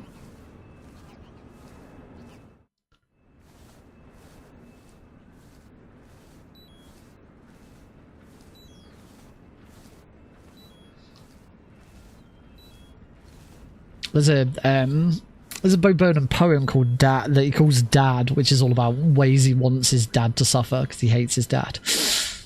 And there's a bit at the end. There's a bit at the end of it. Oh, I didn't grab more smoke grenades.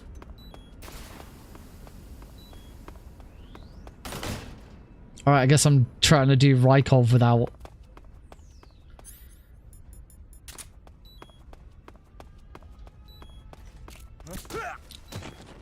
Guess I'm trying to do Rykov without smoke grenades. Spice or spice? Alright, so for Rykov without smoke grenades, you come and stand like here.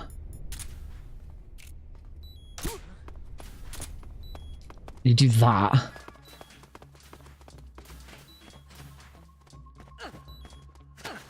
Yeah, that's cool. I actually got that right.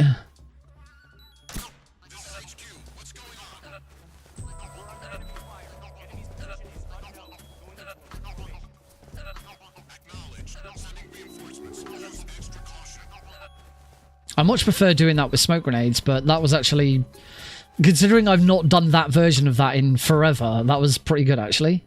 Right, camouflage, uniform, olive drab, and food, instant noodles.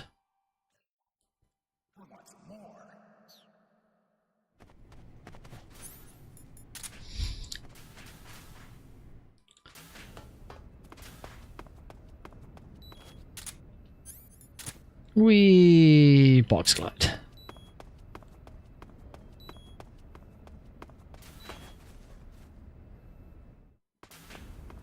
And then all of that set up just so that we can actually shoot this Kerotan.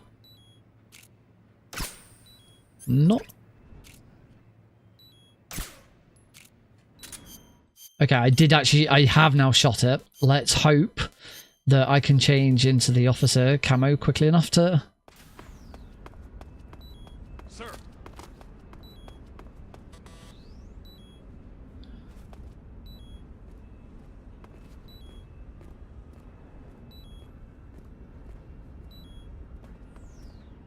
Okay, a little bit of time lost because of that.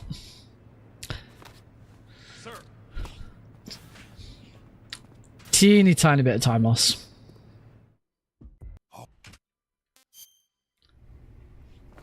Alright. Tell me.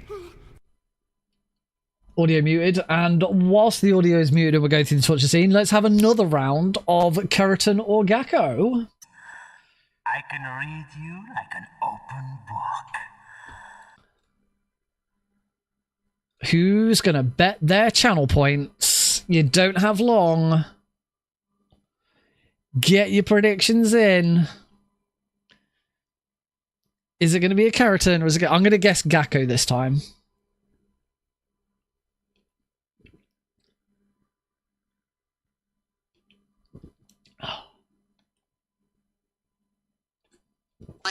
Oh, it was a Kerotan. Oh, someone guessed correctly again. Nobody predicted. Oh no, it was a Kerotan, and you get. Oh no, sorry, you guessed Gakko.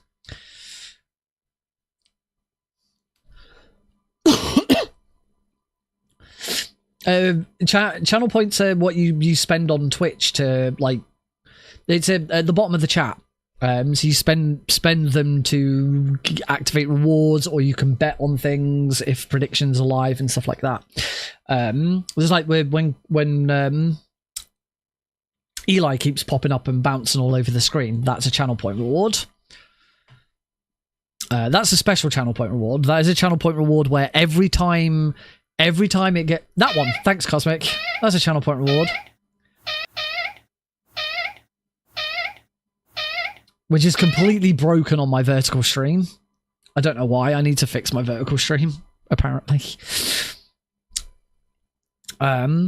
Yeah, that's a special channel point reward because that is one where every time... So you can see that Cosmic spent 590 channel points on that. Every time that reward gets redeemed, the price of it goes up by 1. And the size of the image, the size of Eli, goes up by 1 pixel. 2, 3, 4, 5, 6, 7, 8, 9, 10. So it started when I first started it. It started at one channel point. Did you throw up? There you go. You can now see 591. So it started at 1 channel point with 100 pixels high, 100 pixels tall, and 100 pixels wide. It is now 691 pixels tall by 691 pixels wide and costs 591. Well, it now costs 592. What's that sound?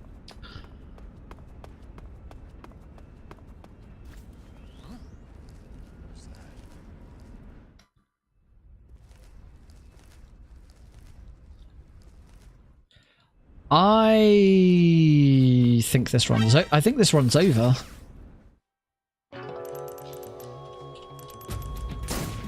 Can I even get back? No, I just get spotted. I forgot to get the frog in the torture room. I wondered why I'd saved so much time.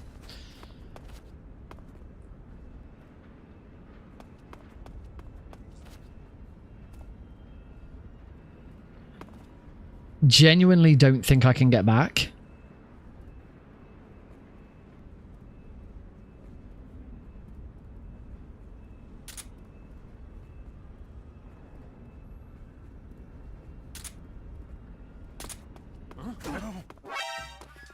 No. I'm gonna have to. I think I'm just gonna have to carry on.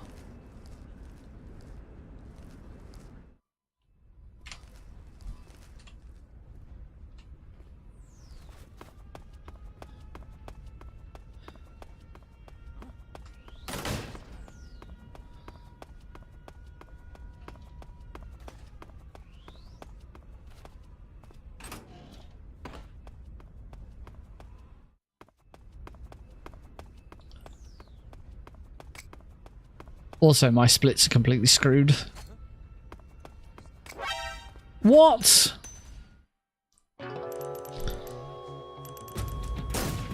I can't split. I can't skip a split. I can't remember what my button for it is.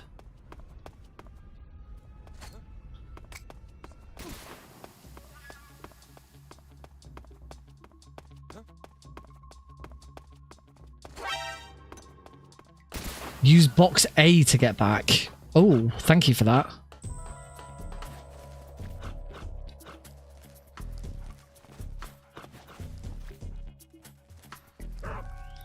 Or we just carry on and we don't freaking worry about it.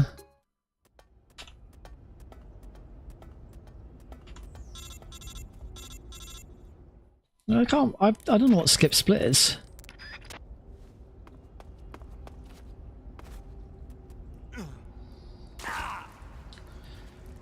Oh, I just won't save these splits. As I say, the other option is just forget it. It's not an all Kerotan run. It doesn't matter. It wasn't going to be a record anyway.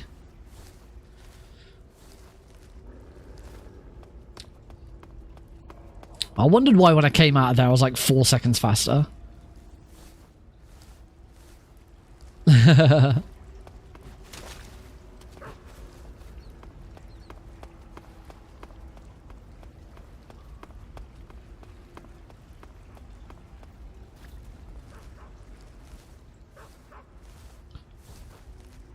Because also the sewers is now quicker because I haven't needed to grab the ammo because I used one less smoke grenade.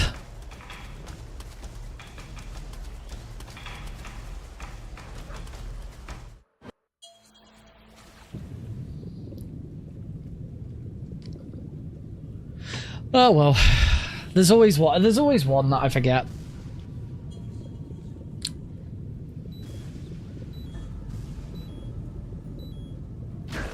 Blah.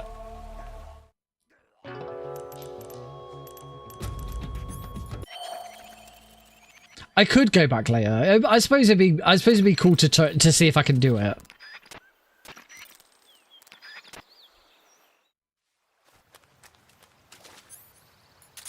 Also, there we go. Phew!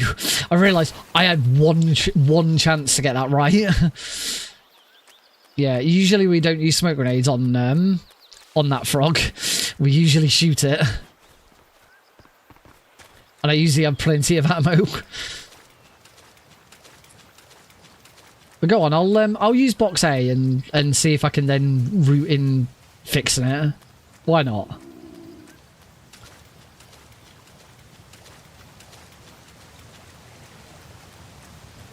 Mom spaghetti.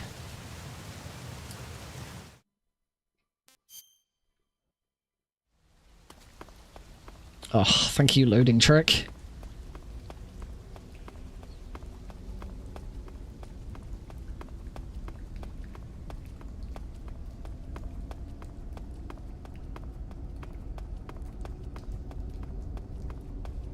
Now, do you want to grab the SAA bullets?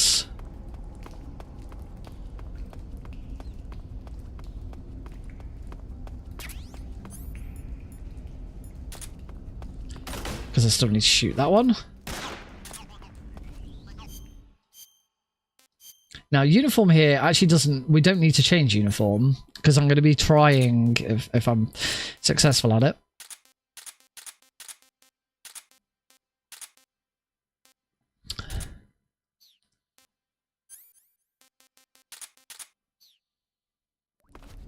I'm going to be attempting to do non-lethal Volgin. Oh, I forgot to put the Rykov mask on. Need to put the Rykov mask on.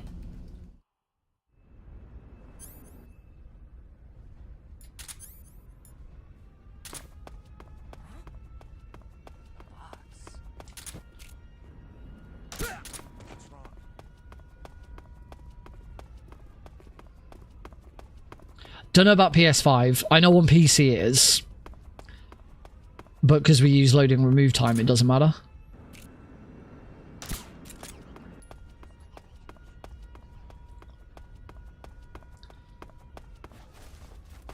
Would still make a marathon run faster though. Alright. Really? Box A?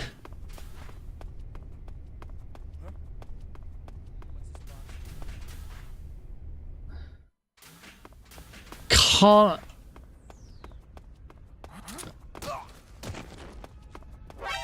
Can't say box A was, I suppose I'm a bit closer?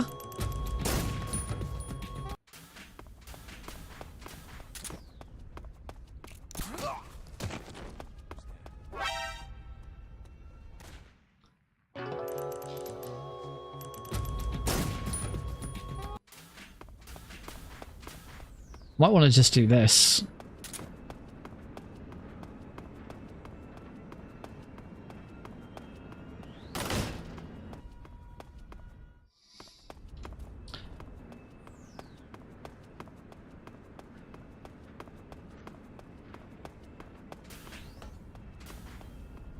Okay, we're getting somewhere.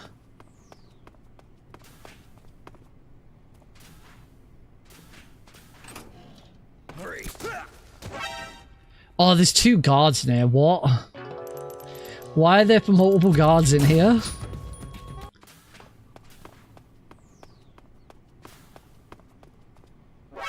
Ugh.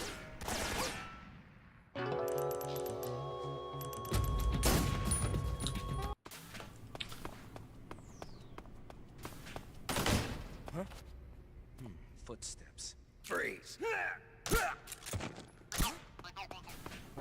Ah, that doesn't work either.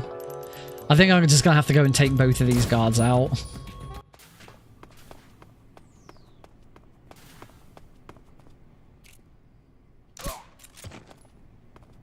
Let's just can I shoot this guard through the?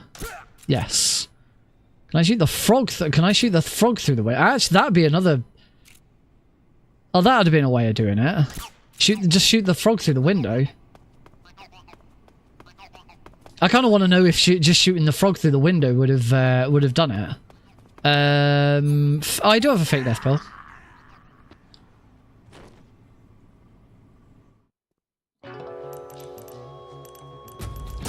I'm just curious now. Would I have been able to just do this then?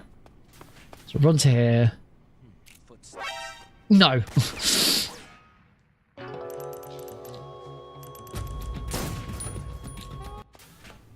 Unless I can do it unless I can do it really fast. No.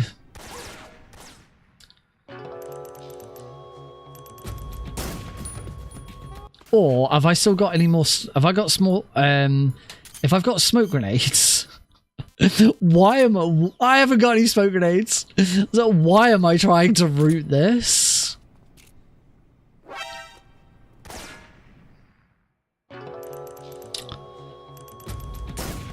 So this could potentially work, rather than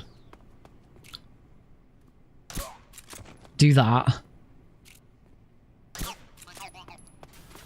Okay, there we go. That was the quicker way of doing it.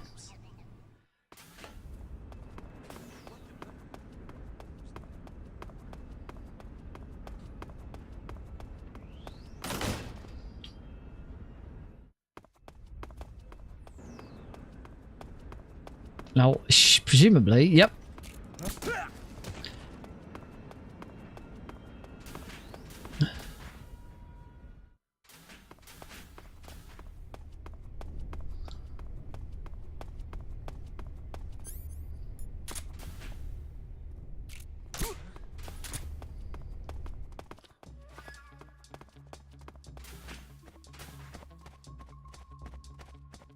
This is so dumb.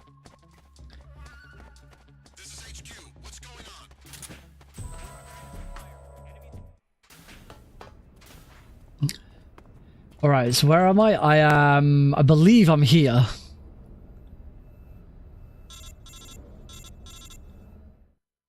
Obviously, I am in the complete wrong place for this.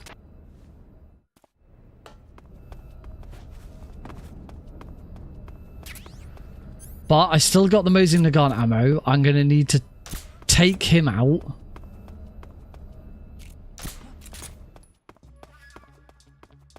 Alright, I should now be back on track.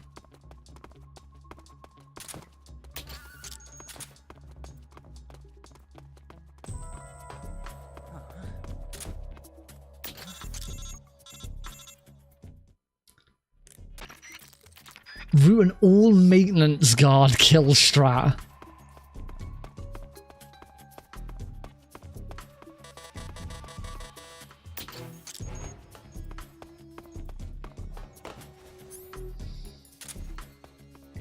Knock, knock, it's Knuckles. Ah, knock. It is Knuckles.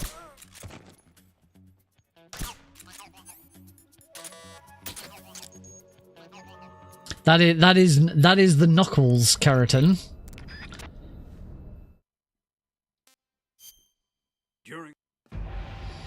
Oh, I forgot to put on the mask. Ivan, is it really you?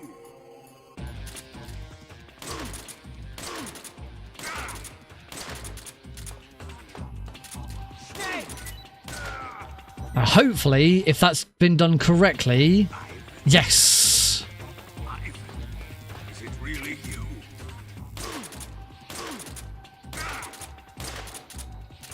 Why you?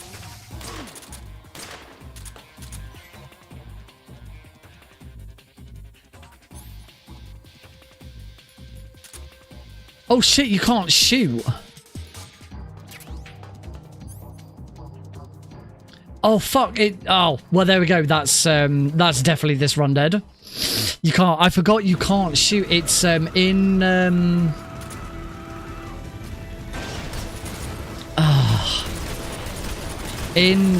Delta you can shoot at the end of the fight. You can't shoot in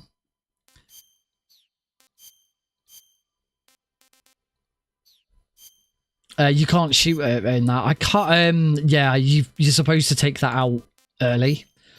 Here's another interesting one. Another interesting time save that's a possibility.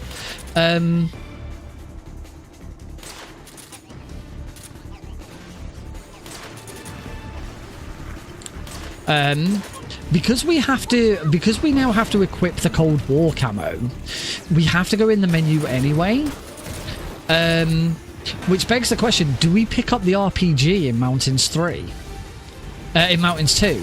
Because the reason why if you don't pick up the RPG in Mountains 2, you just get given it for the bike chase, and but you still have to go into your equipment and get it out. So as we now have the menu to equip the Cold War camo, do we just not grab it?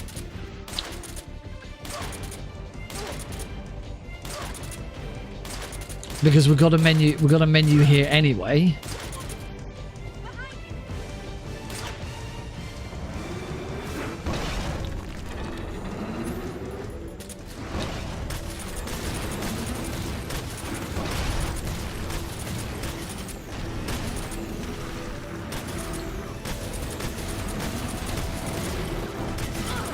Ow.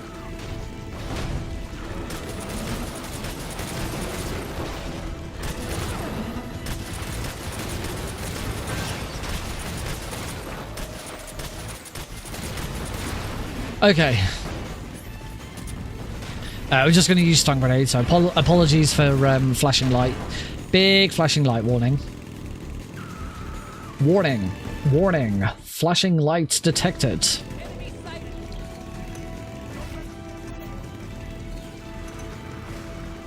Huh.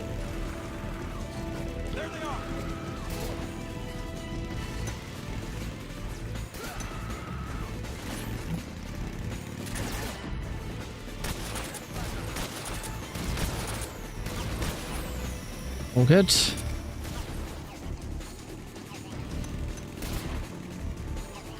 I didn't think I'd taken that guy out.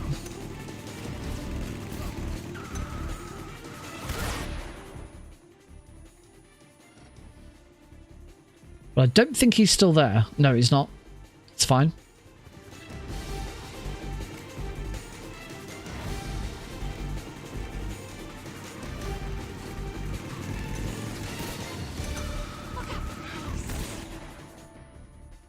Look up. Should have taken... Oh. Missed that guy. That one there. And where's in the gone?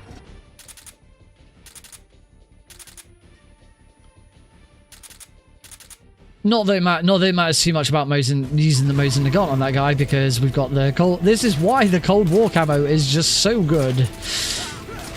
And why I now do non-lethal Volgin in all Kerotans, just so I can have it.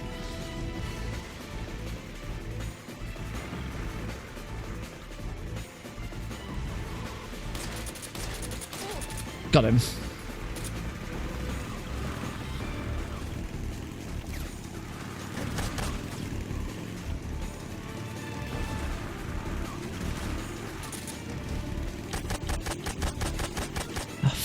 I think I got it. Yep, definitely got it now. Yeah, the Cold War camo just completely changes this entire fight, this entire section, and makes it just piss easy. Yeah, it's a little slower to get the Cold War camo, but it's not that bad. Bum bum bum bum bum bum bum bum bum bum bum bum bum bum bum bum. Then we want this Kerotan frog. Is all over here. Already got him.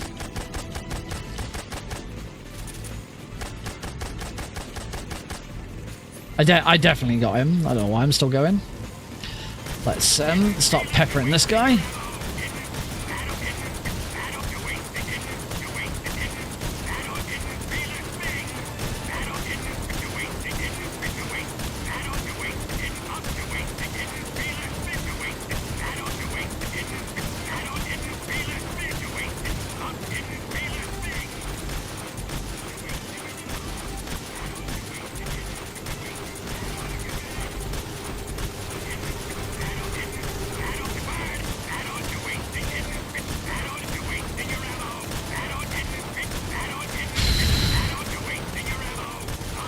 Oh, my wrist.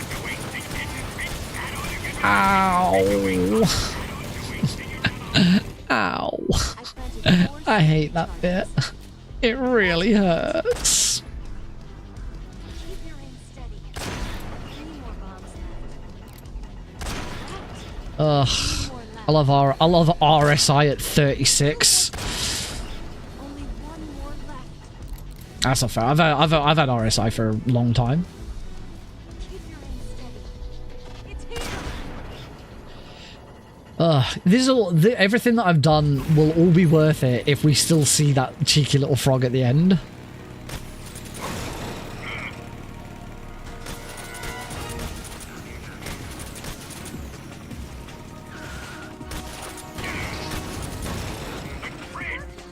I can hear the frog. That's good.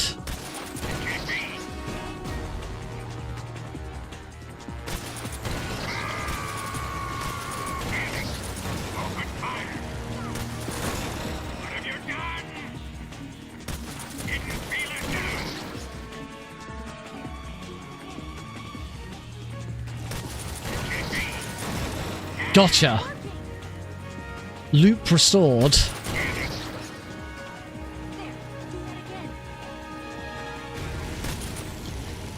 Do that again. I can't move. Working. We're wearing him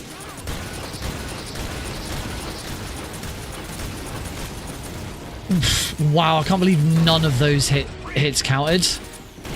There we go. Nice, nice shot at the end, though.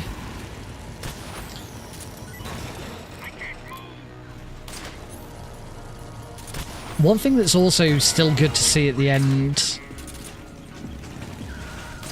hopefully. That was a really nice recovery.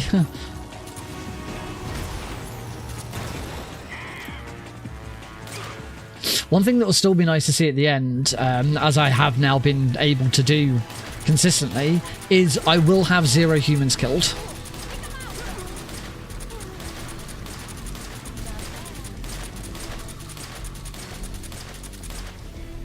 I wish, like, if you took out one of them, you didn't get one of them in the in Lazarevo South. Up next is Hellfrog, which is just like a piece of piss because of the Cold War camo. There they are. Don't let them get away.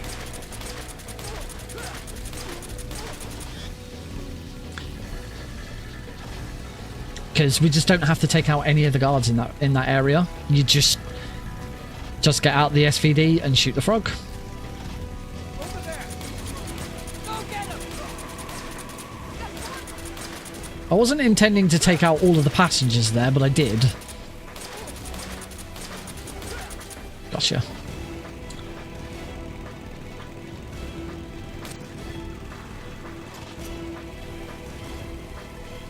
Ba bam ba ba ba bam ba bam ba bam ba bam. Doo doo. All right. It's an ambush. They're not going anywhere. Stop that. They're over here.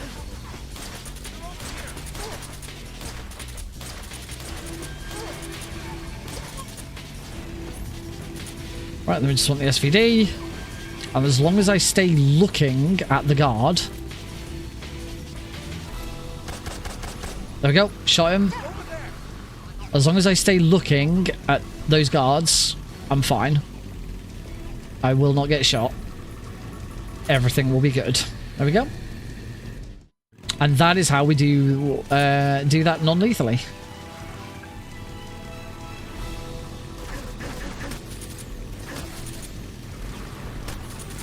Yep, I got that.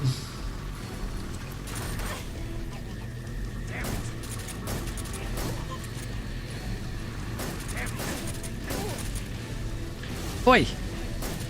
Quit shooting me. Alright, plain sailing and from here on out.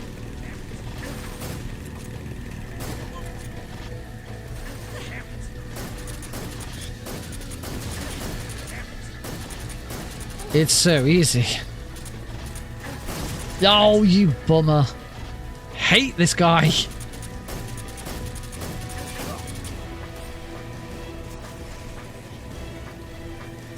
Get out my face, you douchebag. Oh, excuse me. Oh. Lovely coughs.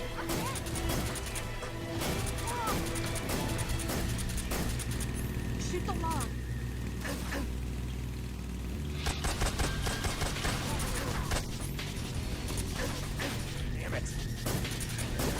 Got him. Right, there you go. That's what you get for being all up in my grill. Ugh.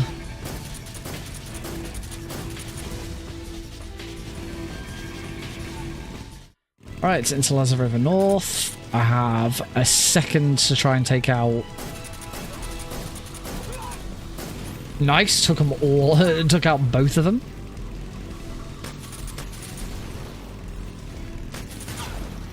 Got it.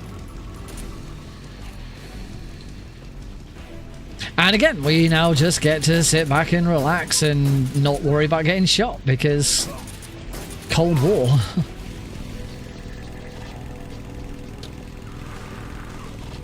Look at him. Wacka wacka.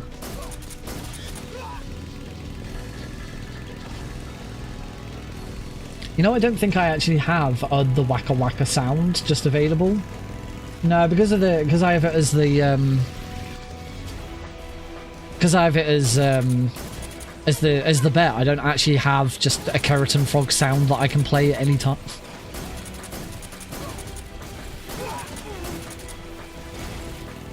I have lots of other ones.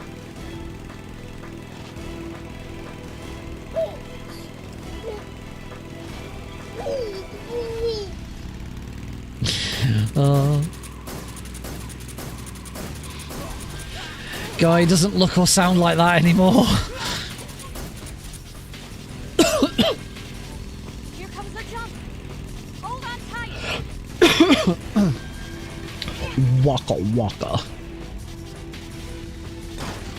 Who wants to hear a funny ass joke?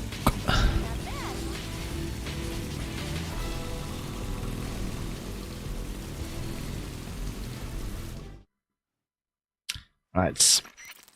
As I said in the previous one, the next thing to do is to change the leaf camo because we can't stay in what we've got. Let me have some more.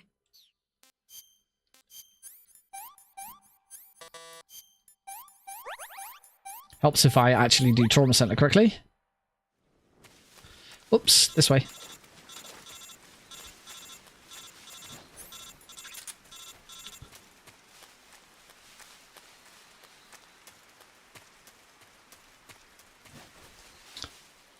Alrighty, and Zaizoye West Kerotan style. So we just entice Eva over, go for a big old run all the way to the top of this hill, and we stand here and you can see just stood up here I have a 45% camo rating with the leaf. That's why we changed the leaf, because if you stand here and try and shoot these guards in the Cold War camo, you get spotted. Alright, I've shot a couple of them. Shoot the frog. Still annoys me that the Gakko in Delta is just there. And they don't even bother. They don't even try and make it. They don't even try and make it different.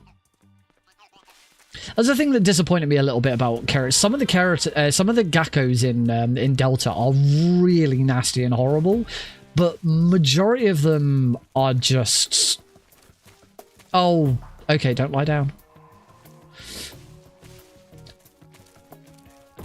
But the majority of them are...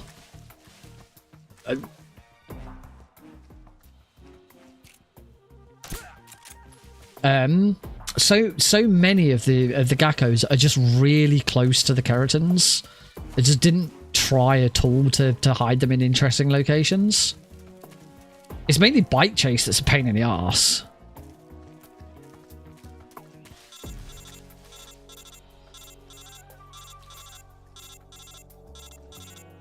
She went round, didn't she? Are you bitch? Fucking Eva.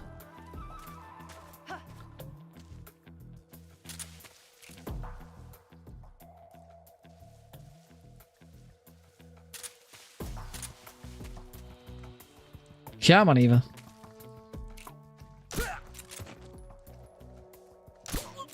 I'm assuming I still need to take that guard. I don't know where he's gone. I'm assuming I still need to take that guard out.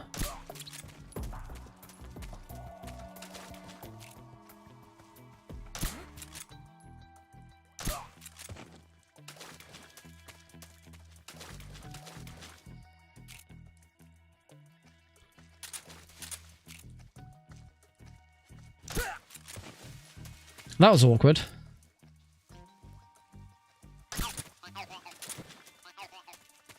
Oh well, we got the frog.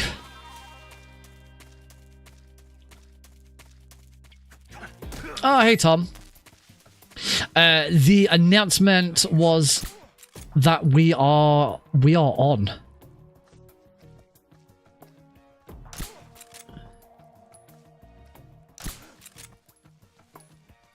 It's the enemy. 10th to the... I have not had to change silencer once. No, that's... I tell a lie, I did have to change my silencer. I remember the exact guard that I used my last shot on. It's the guard next to box C. 10th to the 12th of April 2026, Manchester Anime and Gaming Con. We have a speedrun marathon. Very exciting. Right now, I am on the call for people who want to help out. Let's see what you're made of. More than anything else. I need to gather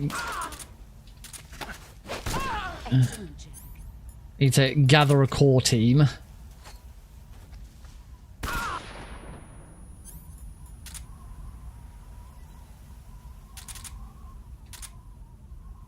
You're better than I remember.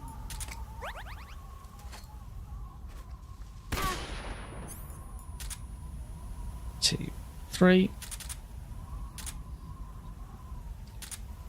Then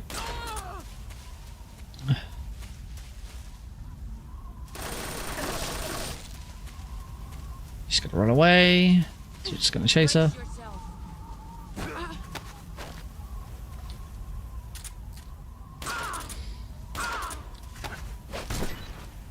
And of course, final frog.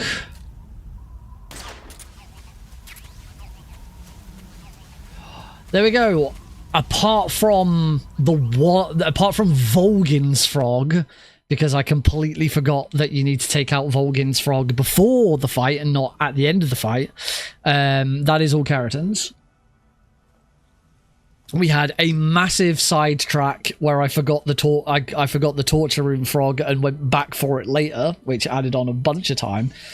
I'm still 10 minutes underestimate, even with all the mistakes and all of that weird crap. And that should be 0 humans killed as well. That should be a non-lethal run. So we will go to the credits just so that we can see that point. Because we might as well. It gives me a chance just to sort of wind down and chat to people.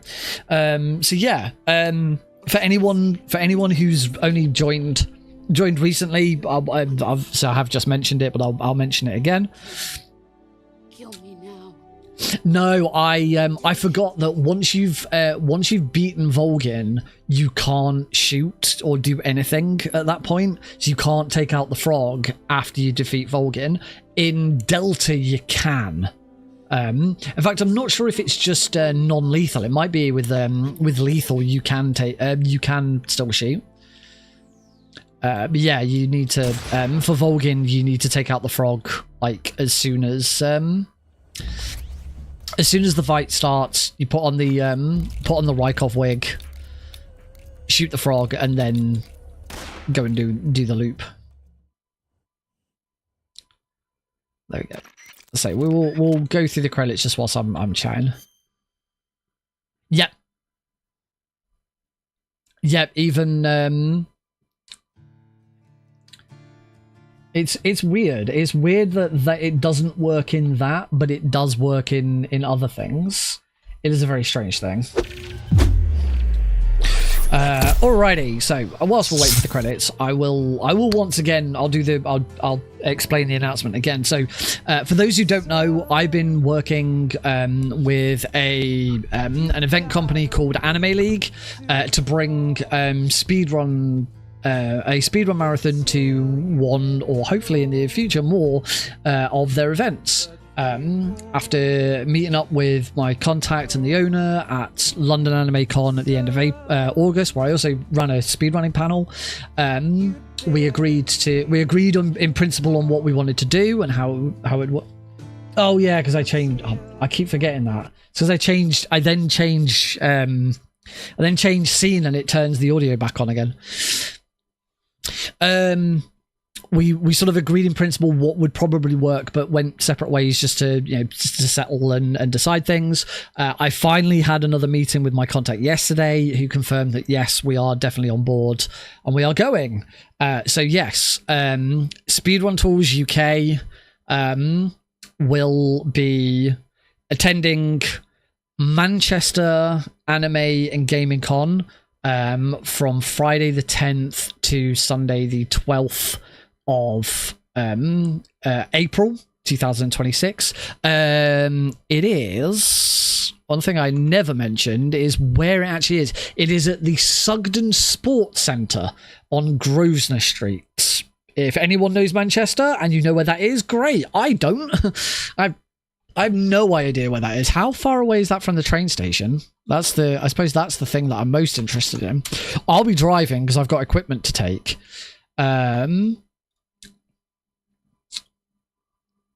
But how far away from that is it from? I know some of Manchester. Manchester Piccadilly railway station. Oh, it's a 20-minute walk from the train station. That's really easy to get to. Cool. I also have quite a few friends in Manchester, so I will definitely be reaching out to them to say, hey, you guys should come to this. Oh, the Marriott's not too far away from that. I've stayed in Manchester a few times for events as well. So yeah, that is happening. I'd say 10th to the 12th of April. That's Friday to Sunday. We'll probably only run Saturday and Sunday. We won't run on Friday. But if we have loads and loads of submissions and loads of people who want to go, then we will absolutely go for it. Tickets are available to buy online. You can go to the Manchester Anime and Gaming Con website. I've got it open right now. The full 3 days is 40 quid. Or you can get individual days. Friday and Sunday is £15. Saturday is £22. So if you do want to just go for Saturday and Sunday, it'll cost you 37 quid. So at that point, you might as well just buy the full 3 days. But if you know you're only going to be there one day or whatever, you know, that is the opportunity.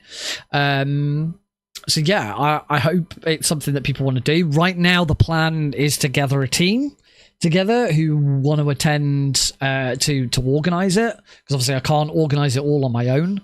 You know, we need to put we need to get submissions out. Probably in the new year, we'll probably do submission like early January. We'll probably try and get submissions out.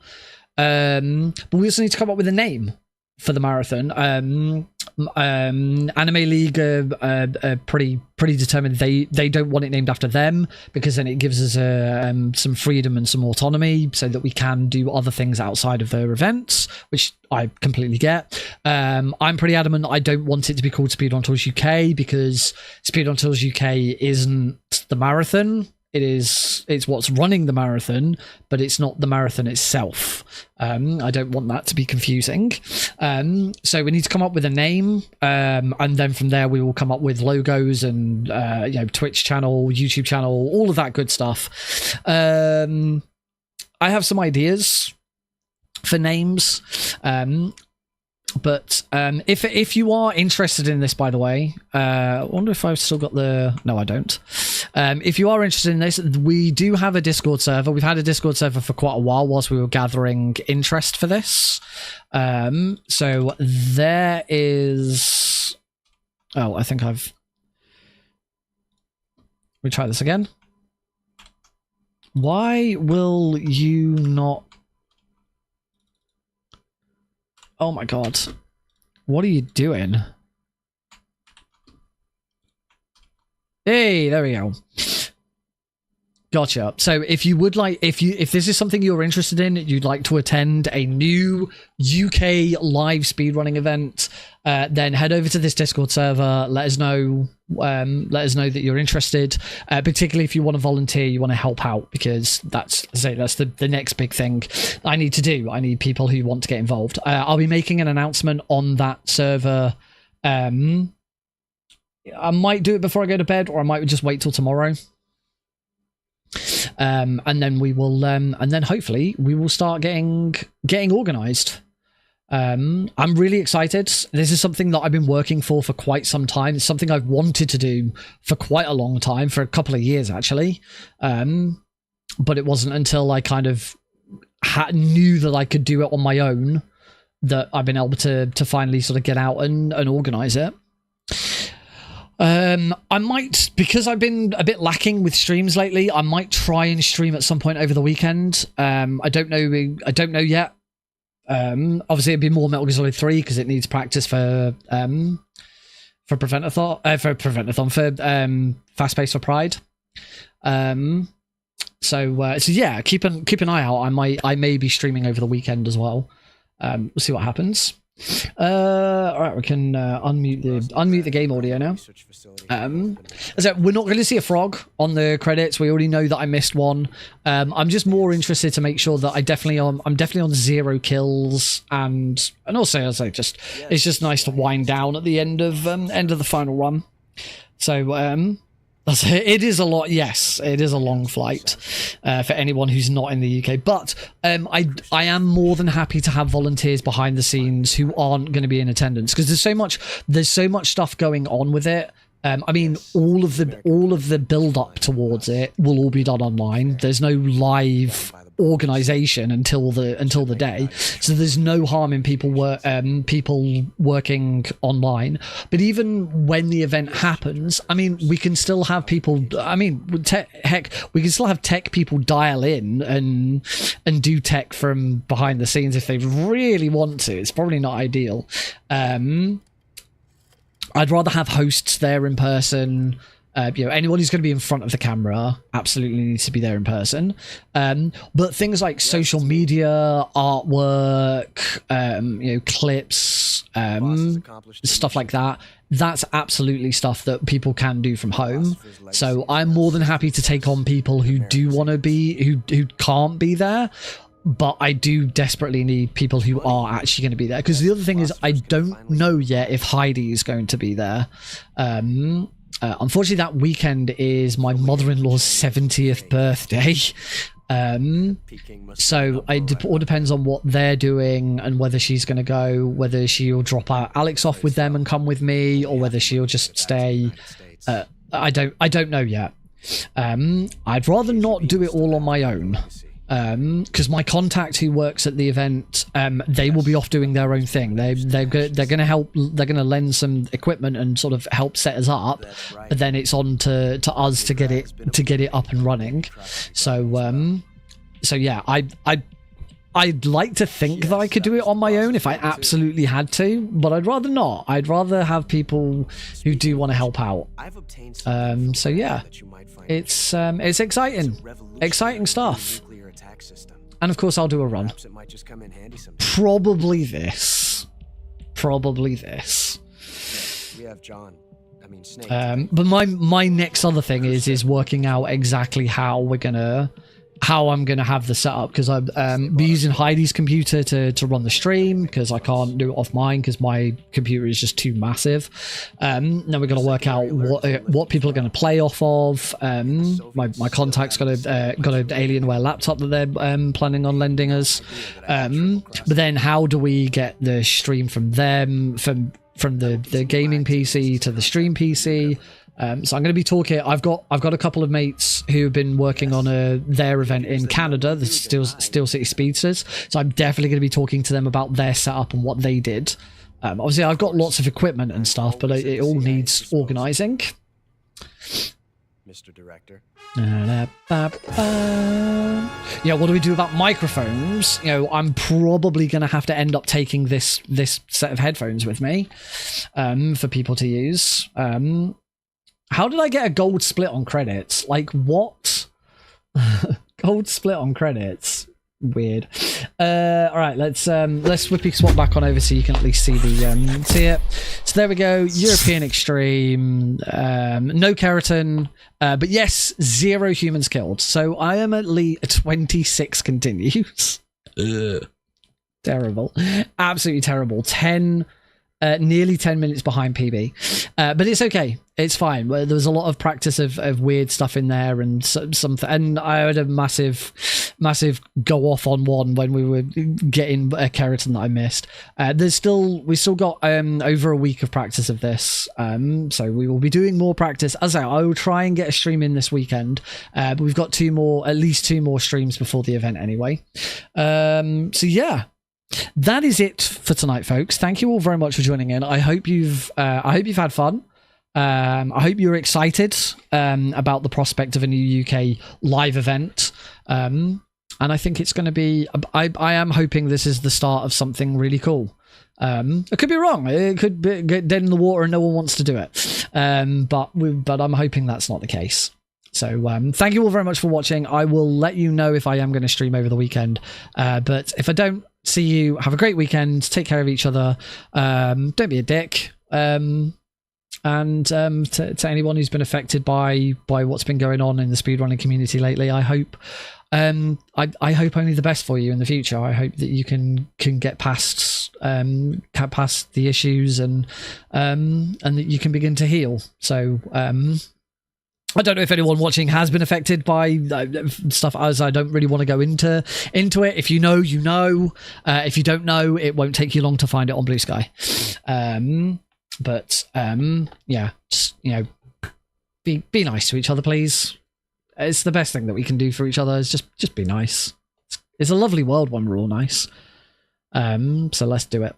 All right. Good night.